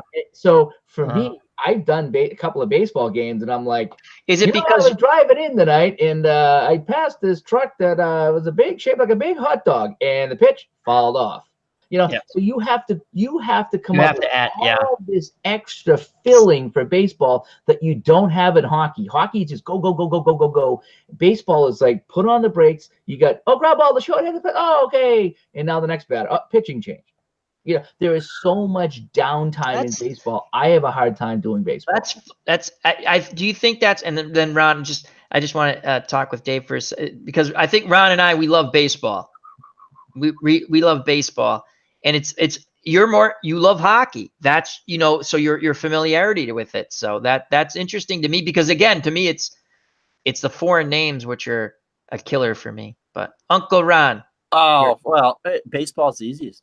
Yeah. For me, I like, yeah. You just kind of, I think if Dave got used to the pace of it, you feel it. I mean, we're cheating here because we play games in a third of a time of a real game. And so we're not doing a pitch by pitch thing where you got to fill the stories, which is where, Vinny Scully got good at, and there's a time that Fernando was picking the corn out of his garden, and that's a ball outside. That sort of thing, the rhythm of it. Because there's no filler there. As far as real life sport, to be hockey, just because it's such a frenetic pace. But as far as what I actually do on the channel, basketball is the toughest, because that game gives you the Action PC basketball gives you the least amount of visuals. You are completely there, and there's no really clue on how you do that. And so after a while, I was playing today, and it's like the Celtics inbound the ball. You didn't know who had the ball. It didn't show you. If you have, I've figured something out, because I had the same issue. There's a picture. If you have the picture, the photos in the bottom corner, right-hand corner, that's the person who has the ball. Usually it's the point guard who gets the ball, usually. But you're right. I had the same. So I always assume it's a point guard. Right. And so, you got to figure out, okay, on the wing to, foul, you treat it like a foul line extended right on the wing. He walks the baseline. 17-footer, no, and so I'm the most tired after basketball, which is why I don't like to do it that much, because it really is, as someone who's written before, you really are being the most absolutely creative to make what I think is a passable broadcast. Hockey, you get a lot of clues, and if you just kind of don't do a pass by pass and wait for the shot, that's great advice on that too, because I found myself, what you just said, I'm not really good at hockey anyway, but when I slowed it down more, meaning don't call every pass for That's a great point. Yeah, no, you can't. You'd be stumbling over yourself. And right. And with the hockey, I found on the Dave Koch hockey, as much as I love it, the chalkboard doesn't always match up with the play-by-play. So I had Wayne Cashman taking a penalty shot, and on the ice it was Busick with the puck. You had Jerry Cheever score a goal from the bench. Yeah, we pulled the goalie, and somehow he come out as a forward and took a shot and scored. That was kind of funny. That's awesome. So you got on the hockey, you go back and forth between the chalkboard and the play-by-play, and just do the best you can. But what's good about the hockey is when it sets up the shot, that's when everything comes together. So that's what's really good. Yeah, I love that. I find that I've played with all those sliders and settings and ball speed and play-by-play and delays, trying to get it so it matches up. It doesn't quite. There's something that's always out of sync with that. You can never say who's going to shoot, when they're going to shoot, what happened. Right. It's always almost like a surprise. So the basketball, I think, is the toughest one to call, at least of the action piece. That's what I told you when you bought it. That was, It's not horrible, but compared to it's not as not entertaining. It's not as easy as the others, and you really got to know the sport more than I think the others. I mean, football doesn't start until you start to play. And as long as you're not changing formations, as long as you're telling someone, okay, Falk is in the backfield and Dante Stallworth is lined up on the near side, and it's, that is easy to do because you're not going to talk about individual blocks or what have you unless it says bad run or great, or great run or whatever. And I think that gives you the most clues. But again, you got to be comfortable enough with the rules of the sport to understand, as you said earlier, Dave, comfortable with the game. Because if you play the action PC football as opposed to 2nd and 10, which gives you no visual clues whatsoever, you're going to get a lot of holding on the return calls. Yeah. Go ahead, Ron, and I'll and sometimes the chalkboard doesn't always, as you said, line up. And so you got to work with the idiosyncrasies of the game. Now, the game itself is fine. I mean, Dave did not come up with any of these games to be broadcast on YouTube. That's the other point. We're doing something that these games are not meant to be done, but we're having a great time with it, and there are some people who enjoy it. Thank you very much. I would say knowing the game, like I said, because I'm the hockey guy, I can do that real quick. Dave Little with the basketball, he's phenomenal with it. You know what I mean? Because he knows the game so well. So that's why I enjoy that. And he makes that game work so well. He really does. Yes. The thing with when you brought up Action PC, and I think like 2nd and 10, different, both very good games. I enjoy them both. With not only knowing, when we say, here's another point about knowing your game, which I just thought of now when you said that. Knowing your game as in knowing the sport is very helpful, right? Also knowing the actual game. So like when you're say 2nd and 10, you're not getting that moving the chalkboard. Beautiful game, does a wonderful job. I've learned to let the text come up a bit. I'm not going to read the whole text. I'm going to quickly glance at it, and then I'm going to give my call. Where Action PC, you're seeing something, and you can ad lib a little bit, and with that. And my recommendation, if you're doing something like I do, again, be yourself, but don't read unless that's what you want to do and you can do it and you're entertaining. I don't read word for word from the text of what actually happened. I'm going to give you the result. Just like I play a game, a lot of the thing is repetition, meaning I don't want to keep saying the same thing that they're saying because that's the way the text is, the play-by-play is done. So I might do something, maybe, I don't want to call the 4th line drive in a row that's caught. So I'll say ground ball, hard hit ball, and he's thrown to first. I'm just saying, when I first started watching Ron's football games, true story. Yeah. Okay, because I was trying to figure out how to play Action PC football because I was having a hard time playing it. And it cheats. I went to his channel, and so I'm kind of following. I don't know if he had the play-by-play hidden, or maybe I didn't know the game that well. So I had the chat over the play-by-play. I think, maybe that's what it was. So I'm sitting there. So when I went in to actually play the game, and I'm playing my game, and I'm watching Ron play the football game, and he's doing the broadcast, and it's and I'm trying to like learn the game and follow along. So he's like, hey, there's a run to the left, this and that. And so I'm reading the play-by-play. So I'm like, okay, so he's kind of reading the play-by-play, watching the chalkboard. But then I'm like, Where is it saying the coach kicked over the water bucket? I'm not seeing that anywhere. And now the wide receivers are arguing with the quarterback on the sideline. I would rewind it to see where it said that.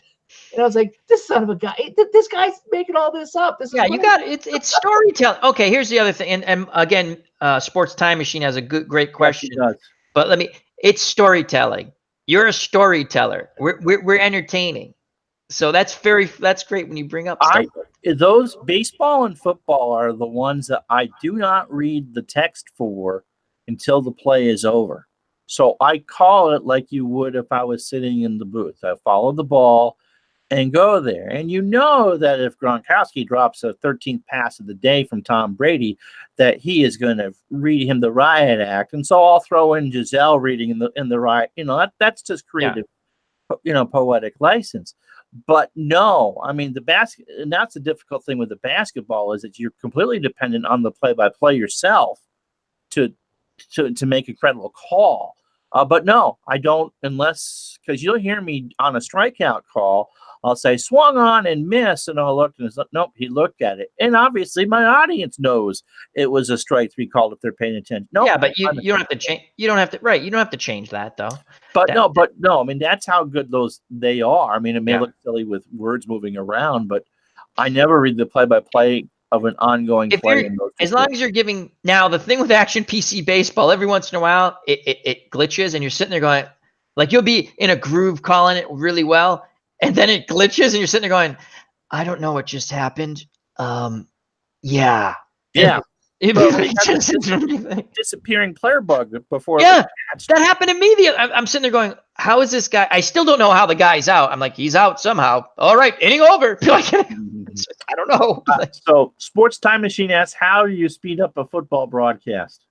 Well, I listen again. Sports Time Machine, Mike. I loved your play-by-play call of your card and dice.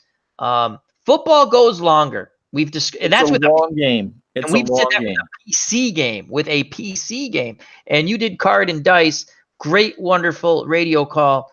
I think with what you're doing with the card and dice, you could possibly, and he was trying to explain the game too, though. So once you've done that once, you can cut back on that. And I'm guilty of this too. I start to explain the game, or I get hooked on something, and you just have to figure out where you can just cut down okay, for me with football, I always like to say who's on the field.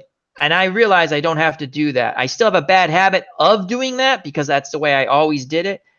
It's only when, this is for the PC now, when they change the line, like who's on the formation, I'm going to say like this. But for card and dice, what you did, Mike, I thought you did a wonderful job. You explained it. So when you do your next one, if you do, and I hope you do because I enjoyed it, don't go through the rules. If you can say, like, if someone has a question, I will answer it. Football's tough. It goes long. Yeah. It's not a game that, surprisingly, it's not a game that translates well. I know. You think it would. You think it would because, like baseball, everything has an end result. Not like basketball or hockey where you can have missed shots or passes around. Every football play is conclusive. It may not be what you want, but there's a start and a stop and a definitive action in every play. But I remember the OG trying to do a card and dice game, and it was just, he looked it up to this table and that table, and that was that's a fun game. Don't get me wrong. I've seen people. I like when OG. That's that history maker game, but it's a lot of flipping. And as well, and he actually did it well. He did a very good job. Yeah, it's very long. Football. You got to find what you want to. Okay, for football, whether it's card. I've never played. Oh, my friend Tarkinen. Okay, yeah, I actually have done. It's sort of card. It's chart and dice. For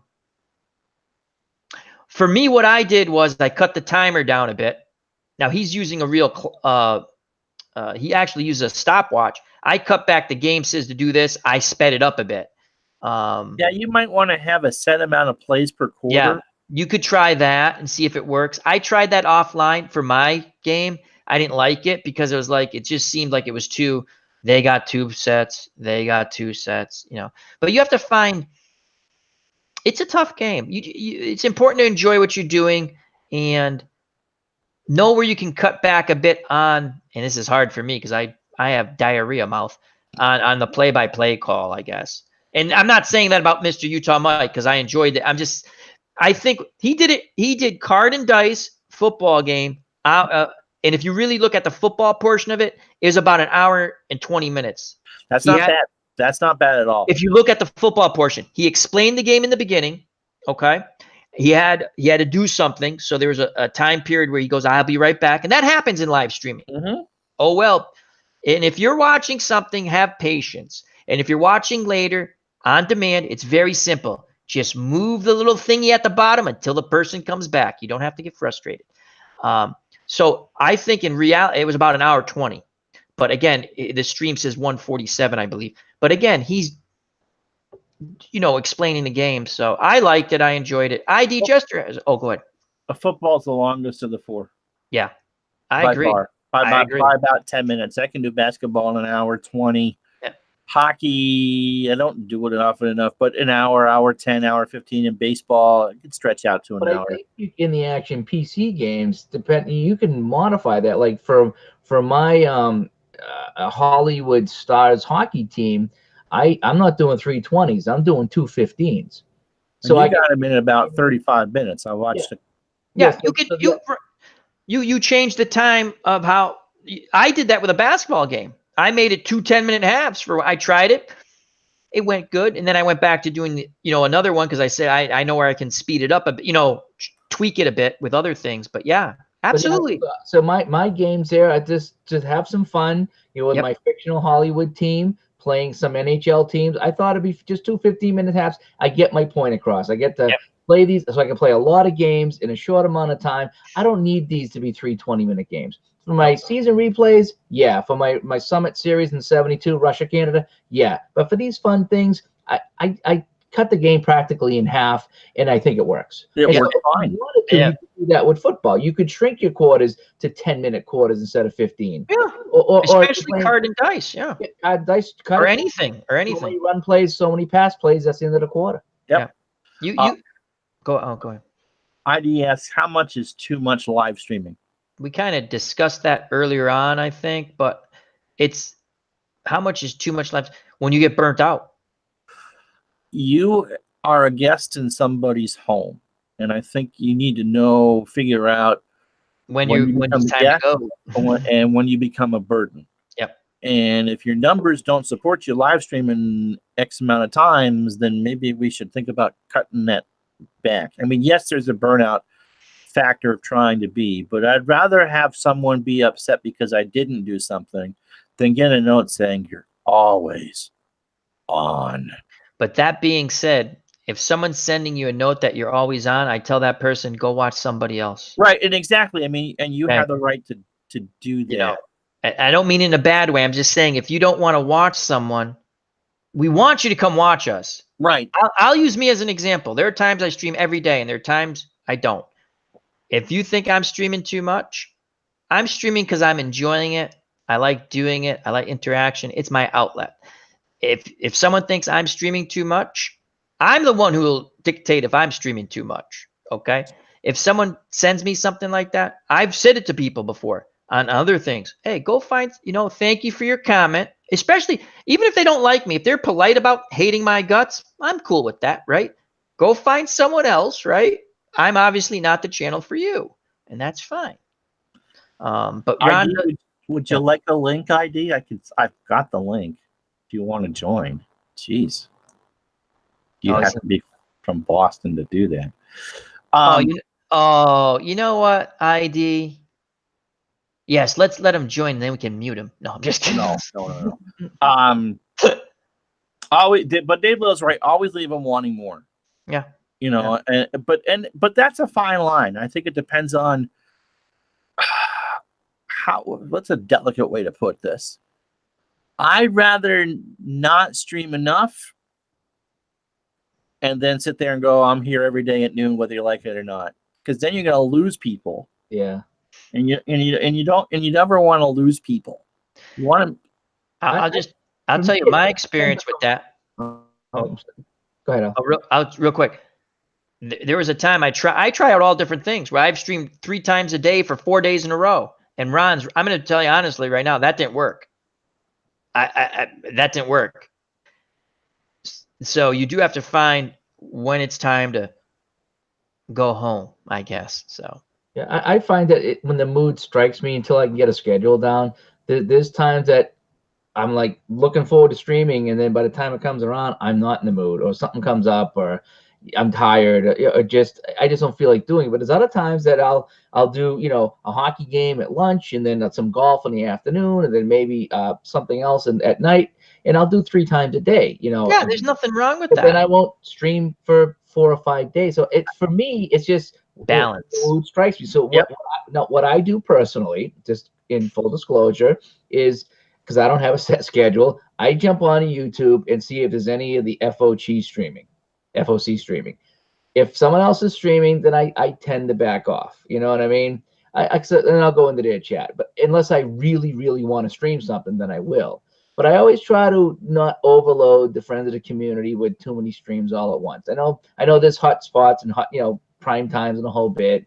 So I like to make sure I'm not, going to be on when too many other people are on. That's what I like to do first off. But if I really, really have the itch to stream, that I don't care. I'm going on, and if nobody watches that, fine. I want to stream right now. So right. You both do that, and you're both good at it.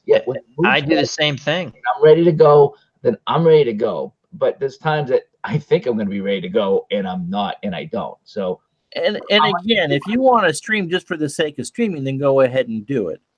But if you're trying to stream and build a community and people aren't finding that, then you gotta look. You need to go again, Al, or yeah, I'll be right back. All right. Then you can stream too much, but it's up to you to find that balance. If you're doing this to build and grow some numbers, then you got a problem. But that's something you got to figure out. I do want to open this up for questions. I mean, you guys have asked some very good, especially ID. You've asked some very good questions.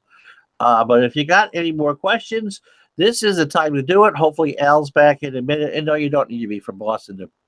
It helps. Participate. It does help, though, right? It does help. Yes, it does. I will put that out there. It's been quiet since we answered that. So if you got any questions, now is the time to do it. Well, let me ask you something here. There's a couple of people that have been uploading videos, and they choose to upload versus going live. What are your thoughts about live versus recording and uploading? I think there is a case for both. I think it really depends on what you're comfortable with. If you know that you're not going to be around, if I had been smart, what I might do for the next time I injure myself is just have a few oddball things in the can, because I think it is important to be consistent if you're going to generally do things on days A, B, and C, that you have something to show on A, B, and C instead of, do you want to see how my elbow wound looks? I mean that's not, you want to be entertaining. But on the other hand, and I think it depends on, you can be quite entertaining and be all and not be live. They now have a feature called Premiere, which you can be in the chat with your community as they watch your game. On the other hand, my channel has grown because so much is live. Right. Things don't get the views. I mean, I did a golf thing that I specifically wanted to tape and didn't want to interact while I played it, and it did fine. Right. But that's more of the exception rather than the rule. I mean, I'd rather sit here and be entertained. And like you said, live, there's no net. There's no safety net. There's no safety net. If the postman comes and delivers a package, you hear the doorbell ring. You hear the dogs bark. You know what I mean? If you got to run to the bathroom, you got to run to the bathroom. Yeah. Whereas if you do record, you can just cut out all of that, really trim it down to a nice video, and then upload it. But you do lose the live interaction. So the spontaneity is not there. But sometime I wanted to do that preview of the weekend at Augusta for the Masters, and sometimes you just don't want to be interrupted by that. Not that I don't want to be involved with the chat. I know what you mean. You had a specific thing, and that was you used ASG Golf, right? And you did the Augusta. You played the course, and that was really cool. No, I understand exactly what you mean about that, Ron. But I think for me, and give Al all the credit for this, because I wouldn't have done it, is that you take that chance, you roll with it, and you build.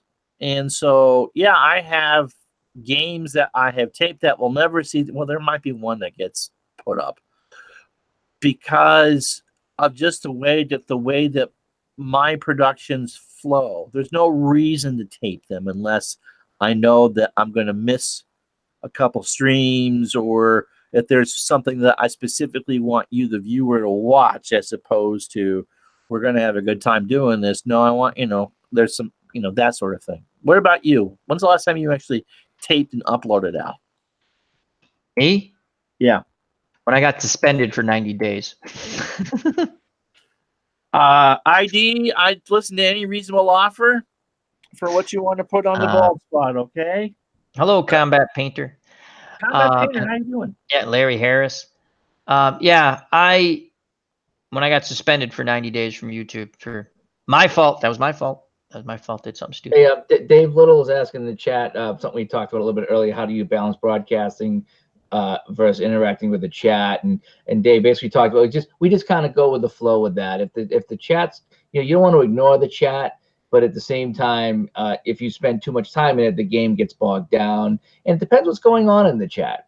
If they're all, like I say, Ron says, they were talking about the Three Stooges, you can chime in real quick and then get back to your game. If someone's asking you questions about the game, that's when I like to stop. When someone says, hey, you're playing the hockey game, what this or what that, I will stop and show them, if I can, about what they're, what I'm doing and how the game's played. Because I think that's part of my obligation, not only to entertain you, but to inform you. So if you have a question, I want to show you what's going on, or how to play something, or maybe something they didn't know about. So I play the chat by ear. And if there's no one in the chat, then I just do the game. But if there's someone in there, I try to talk and say hello and the whole bit. And some people have scheduled breaks. Some people like to go at the end of the inning, I'm going to talk chat. Some people say at the end of the quarter, I'm going to talk chat. Some people do football. At the end of possessions, I will talk chat. And some other people just hit it all the time. You know what's funny about that? I've tried it all different ways. Sometimes I'll do it that way. Sometimes I'm free flowing.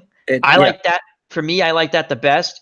When I say free flowing, I mean, I'm just in that zone where I can play the game. I've actually sat there and, wow, I actually played this game pretty quick, and I talked constantly to the chat. And there are other times it's not as free flowing for me. Nothing to do with the chat. It's just, I'm not in that type of zone. And I realize, okay, now I'm going to do it at so many intervals. Like last night, I was not free flowing, meaning I tried to, and I realized I'm not in that type of free flow zone with the chat. So I went to do a different mode. And there's Emily, the cat behind you, Ron. Yep, I hear her. But that's if you're live, Dave Little. Okay, so that was a Dave Little question. Yeah. But when you go to a Dave Little stream, right? He does interact with the chat. And once you've seen one of his streams, hi Emily, Emily. And he's going to interact at a certain point. So everyone has their own style of the way they do things. So I think Dave does a good job interacting with the chat. Basketball's tough. It is. Because you have a flow, and naturally you look at the dead time. Dead ball time is a good time to do that, but it depends on the game situation too. I mean, if you're in a 2-point game, or if someone's committed a foul and needs to be subbed, or you're in the middle of doing subs, don't eat the wire. Don't shut us down, Emily. Baseball, it's easy because you can work it in because it is such a slow-paced sport, and so especially if it's relevant to what you're broadcasting. Football, I tend to do it. Change of possession. You know what? I really don't know when I do it. I think because I watched so much of your football live, I'm grateful. At the time I could, because we had a little different rules over where I am now. I think with football, I think like you're playing it, you're looking over, and like you said, when you see something, and you're great with, you'll laugh at jokes, and it's not a fake laugh. Something I know. No, I mean, you have baseball. there's that downtime so you can look at it. Hockey, like what Dave does, Dave Gardner, Uncle Dave. You got to do it at the certain time, I would think, because you're doing you're doing your play-by-play flow. Like basketball, it's a little tougher. Baseball's probably the easiest because there's a lot of. Yeah, I agree with you on that. You have to find your groove on how you want to talk to when you want to interact with the chat. I like to use the breaks in the game. Like again, just speaking from Action PC Sports. Yep. So if I'm playing, mostly myself is hockey and baseball. I've done a little bit of golf. So, but even in the hockey, there's built-in breaks, so you can change your line. There's face-offs, there's icings. So there is time, even like going to set up a shot.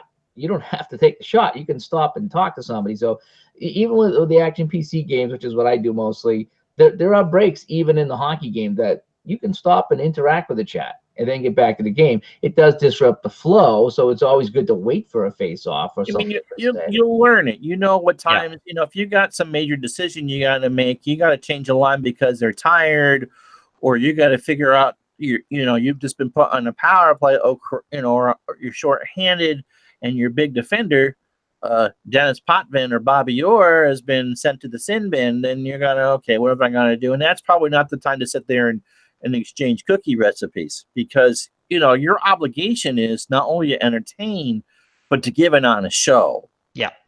And again, we're not doing never a bad time to get a cookie recipe. This is not a bad time. No, I have to agree with Uncle Dave there.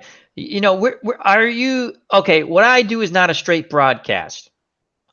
Right. So if I was doing a straight broadcast of a sim game, the closest thing to the straight broadcast I do would be my boxing. Because what I do is I'll say that we have luminaries at ringside, and I'll announce everyone who's at ringside. I'll ask them. I actually will only – because actually it's funny. The boxing broadcast, the people when they make comments are usually about the fight. Sometimes it's not. But it's actually – that's the one that really, for whoever's watching those live – they're staying true to what I'm doing, but not all the time, but a lot. That's actually the one I've noticed a lot.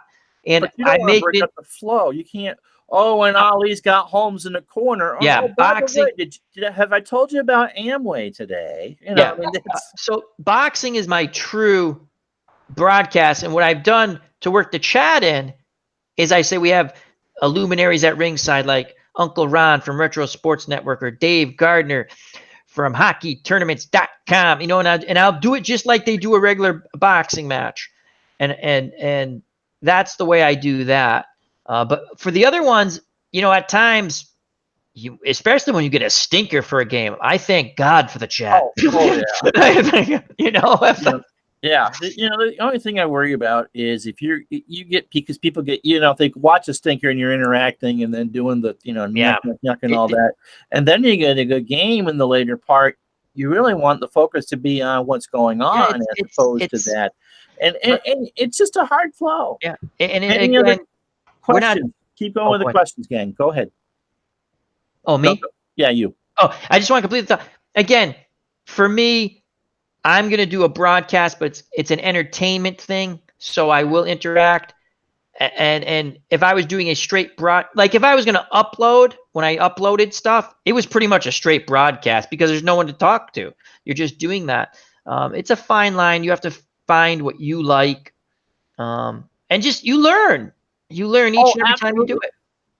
And the game isn't sacrosanct. I mean, when you watch we were talking earlier about the Red Sox radio announcers. There's a point where it becomes too silly, and you're there to watch a real game or listen to a real game. What we do wouldn't work in a real broadcast, but it works for that because we can control our own pace. Yeah. So, any other questions for the group? Or, anything that we didn't address that you'd like to see? So what about let's do a quick recap of what we talked about here. So some of the things we talked about was A, making sure your audio is really good. That's probably number one. B, watch your stuff after you're done, whether you upload or you do it live. Go watch it and see what you can do better. See what you like, see what you don't like. Obviously, you got to know the games you're playing, so so you're not stumbling through them. And then the video, where to set up the camera if you're going to use a camera and the whole bit. So these are all things that we talked about that are key to having streams. And also, what is the goal of your channel? Are you just trying to get as many subs as possible? Are you trying to just do this for yourself? I mean, again, we talked about me personally. This is my creative outlet. This is how I instead of playing in music bands and a whole bit, I broadcast PC games of the past and in a what if scenario usually, and I have my fun with that. So these are all things we talked about on how to make a better stream, and it ultimately really comes down to you is how you come across to everybody. Yeah, absolutely, and and it's important to be, as Combat Painter says, it's important to be you. Yeah, and it's important to experiment, and then once you know what you have kind of an idea of what works, then you kind of push with it. That's when you go, use your strengths, be there. I mean, I waited a long time before I did any fight because, I'm never going to have as good or the passion that Al does. I know that Dave's forte is going to be hockey. And once he finds what he wants to do, I mean, maybe we'll actually get a successful hockey channel, on YouTube, because he's going to play the games that he wants. And he's going to draw the audience. I mean, that's what it is. I mean, there's plenty of room for whatever it is that you want to do and to come back and go back and forth. But I mean, it really depends on what you're comfortable with. I guess, yeah, we do bring the past stuff. I guess. Yeah, I was just gonna say that sorry to interrupt, Uncle Ron. That No. we bring the past to life. To me, it's nostalgic. I get to talk about. Sometimes I never saw these people play in real life. I've seen video. I've heard audio because YouTube has that wonderful MLB radio channel.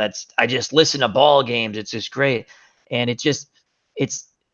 it's fun and it's nostalgic, and it's whatever sport you like. When it comes to sports sims, you get to replay seasons or just greats against greats, and it's a lot of fun. Yeah, I mean, just the idea that I can sit here and get on and I can be a broadcaster and I can say, or to Busick, to Cashman, and Jerry Cheevers in net, or Fred Lynn in center field, and Jim Rice coming to bat.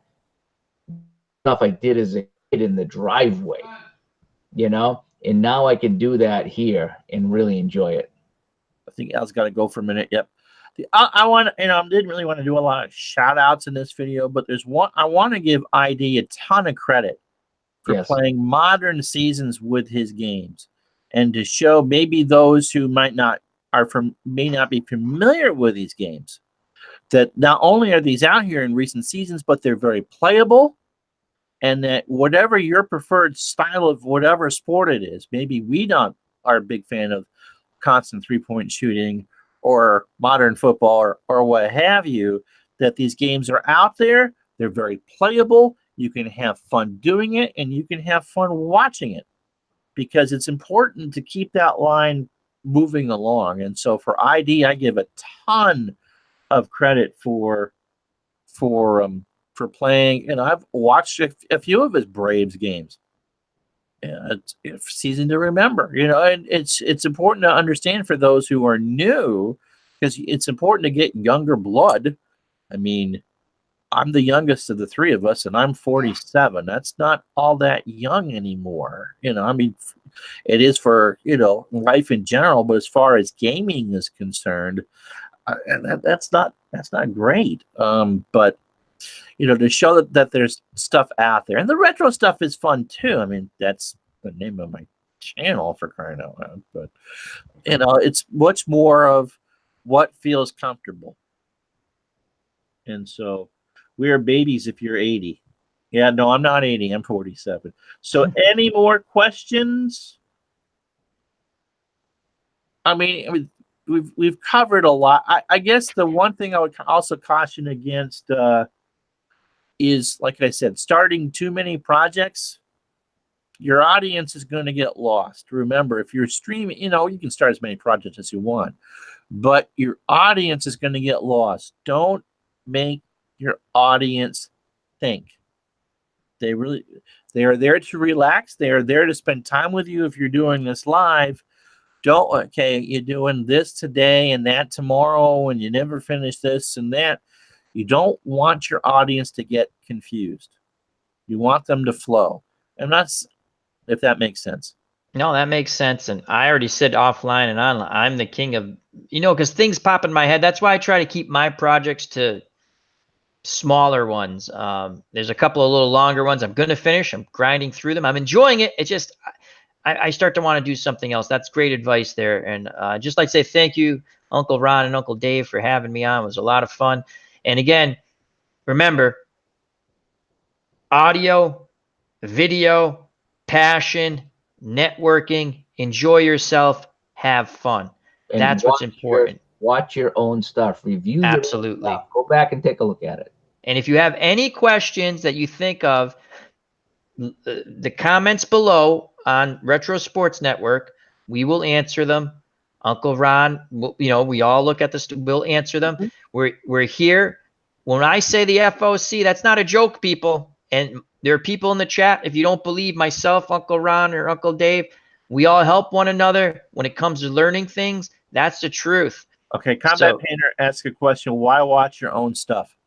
It's important to know how other people see you. Yep.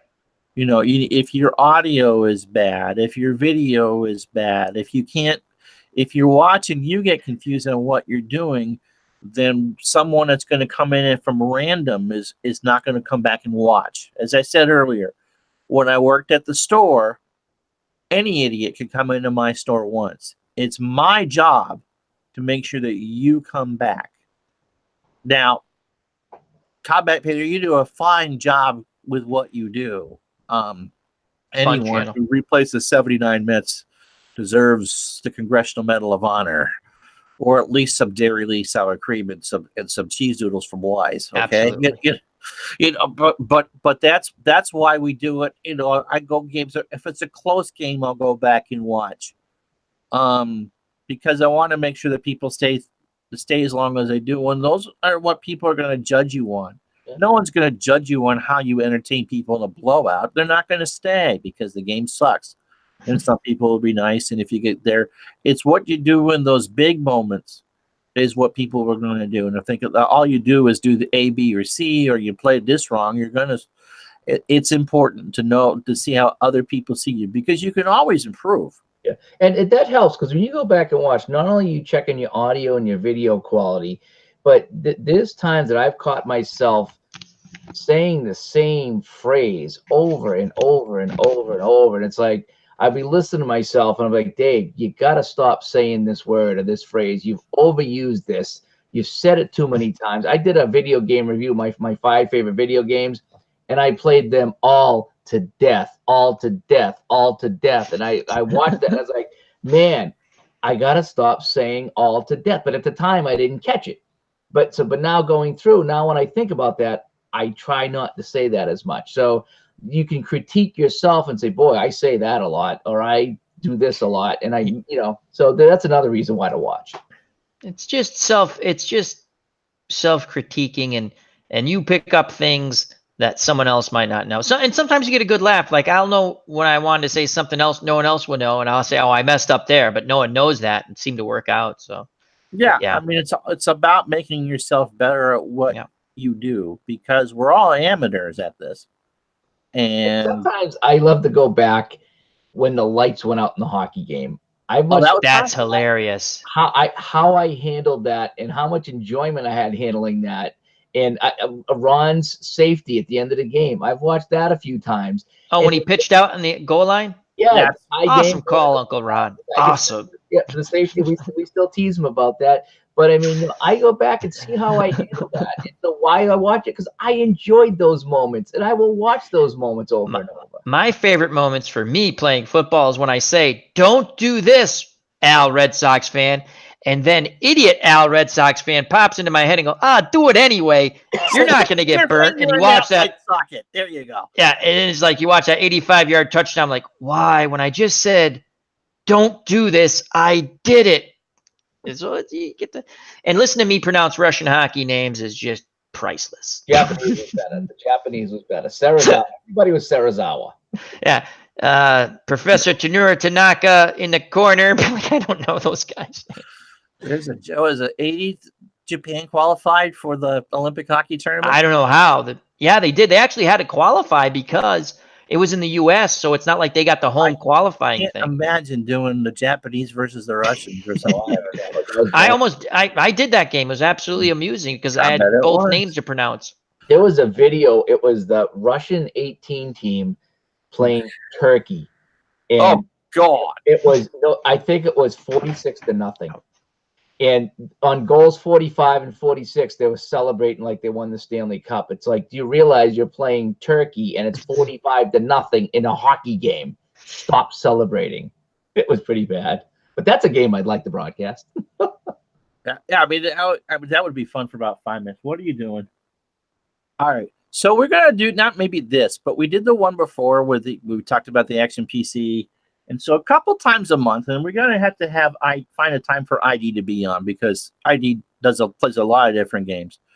Couple times a month and just talk about sim gaming and some of the other things. And Sunday afternoon usually works, but we came up with this one just out of the realm and wanted to do it. And actually because Sports Time Machine was asking about some of this stuff, and it was like, yeah, well, we can just kind of get together and talk about it. So it's like once every other week. You know, you got some topics that you want us to talk about as a group, then get a hold of me. You can do it through the Discord if you're a friend of the community or in a comment in the video or whatever. Can I say one thing before you end it, Ron? Sure. If you want to be a member of our Discord, just put a comment in this video and we will send you the Discord link. Yeah. It's very fun and it helps. It has helped grown channels. It's just another way to network, to know when people are on, and just to just shoot the poop in there. You know, that's all. Yeah. So I just find these chats extremely fun to do. And so hopefully we've given you some pointers about what we're doing and what you can do to help improve yourself. And, you know, I'm going to pound this point home again. I'm going to killing it to death, I suppose is probably the lack of a better term. You know, there's always room for improvement, and your best critic is going to be yourself. And so self-audit, see what you can do better, enjoy what you do, and don't feel pressured to do stuff that you don't want to do because it's your channel. I guess would be the best that. Al, what do you mean go Mets? You've been playing the Brave season 90. Any other sage pieces of advice, Al? You hit them all, Uncle Ron. My big thing, network, support those who support you. It's okay to watch other channels that might never watch you because they're bigger channels and this and that. That's fine. But if someone supports you, if someone subscribes to your channel, do the right thing. Subscribe back to them. Don't be a dink. And when you go into someone's chat, you're there to interact with the people in the chat and the content creator. Don't call for shout outs. Don't put your link in there. If it's asked, it'll come about. Show them that you're interested in the channel and you're enjoying it. Be a good member of the FOC no matter where you go. And that's all. You know, just have fun. Have fun. Thank you for watching. I would just add that keep in mind that if you do go live, that people are going to jump in and out all the time. And don't take offense if no one's in there, or don't take offense if somebody's in and somebody's out, or if you check your numbers and people only watch a few minutes or 10 minutes, because not everybody can sit there for an entire hour and a half and watch an entire video. So just keep that in mind that I do that. I'll jump in, I'll jump out, depending what I'm doing. Sometimes I have a stream in the background. Sometimes I can only pop in for 5 minutes. So just keep that in mind too, that not everybody's going to stay there the entire time. Dave, what's the one thing that maybe has surprised you the most in the last month or so that you've kind of taken the nesty plunge, so to speak, into streaming? Just getting familiar with the games that I've been doing and enjoying them and finding that, you know, I think I had 8 people in my chat one night, and that was huge for me. I did a dance afterwards. I was only 8 people, but I was really excited that I had 8 or 10 people chatting. And then my golf games, I'm getting people that aren't in the Friends of the Community coming into my golf games and chatting. And it's a thrill that I can, be online with new people and meet new people and chat with them. And if they ask me questions, I can maybe help them out. And they're like, hey, thanks for showing me that, or a great game. And my very, very first 1974 season game with the Bruins with the 3 Russians, I got a comment today from somebody about that game. And I streamed that. February is when I bought the hockey game. Yeah. And I just got like 2 months ago. And I thought that was really cool. So for me, I'm enjoying it. The community's growing. I enjoy, like even tonight, after we sign off, I'm going to take my phone to bed. And if someone in the community streaming, I'll have them and I'll listen and I'll chat until I fall asleep. And I'm enjoying that. And for me, yeah, the nostalgia of it is I'm just having a blast with everybody, whether I stream or whether I watch, I'm having a blast. And there you go. So there you go. So sometime in the next couple of weeks, we'll all sit down again and talk about some other topics. But streaming is what we want to talk about tonight. If there is something in the sim community, in the sports sim community, that you would like us to address, let us know in the comments. Send an email. A lot of you have my email. Put a comment in below. Get a hold of us, one of us somehow, and we can talk about it. About how to play a game or issues with that. I mean, that's what we're here for. Is to make what the purpose of these videos is to make your playing experience and your streaming experience and your community interactions as best as possible. So, can I plug my body painting channel right now? No, you may not. That might be the new sponsor for Retro Sports Network. You're gonna have to let them plug it then. How much? You and I are bidding for it. How much for the bald spot? All right, guys. So thank you so much for doing this, for watching. Hit that like and subscribe, and like I said, ID, if you really do want in on one of these, we'd be glad to have you, because you have such a good perspective on things. And so that's it for Al Red Sox fan and Dave Gardner. I'm Ron Juckett for Retro Sports Network. Got a busy day tomorrow, a baseball doubleheader, and the release, hopefully, of Action PC Football 19. Until then, talk to you the next time.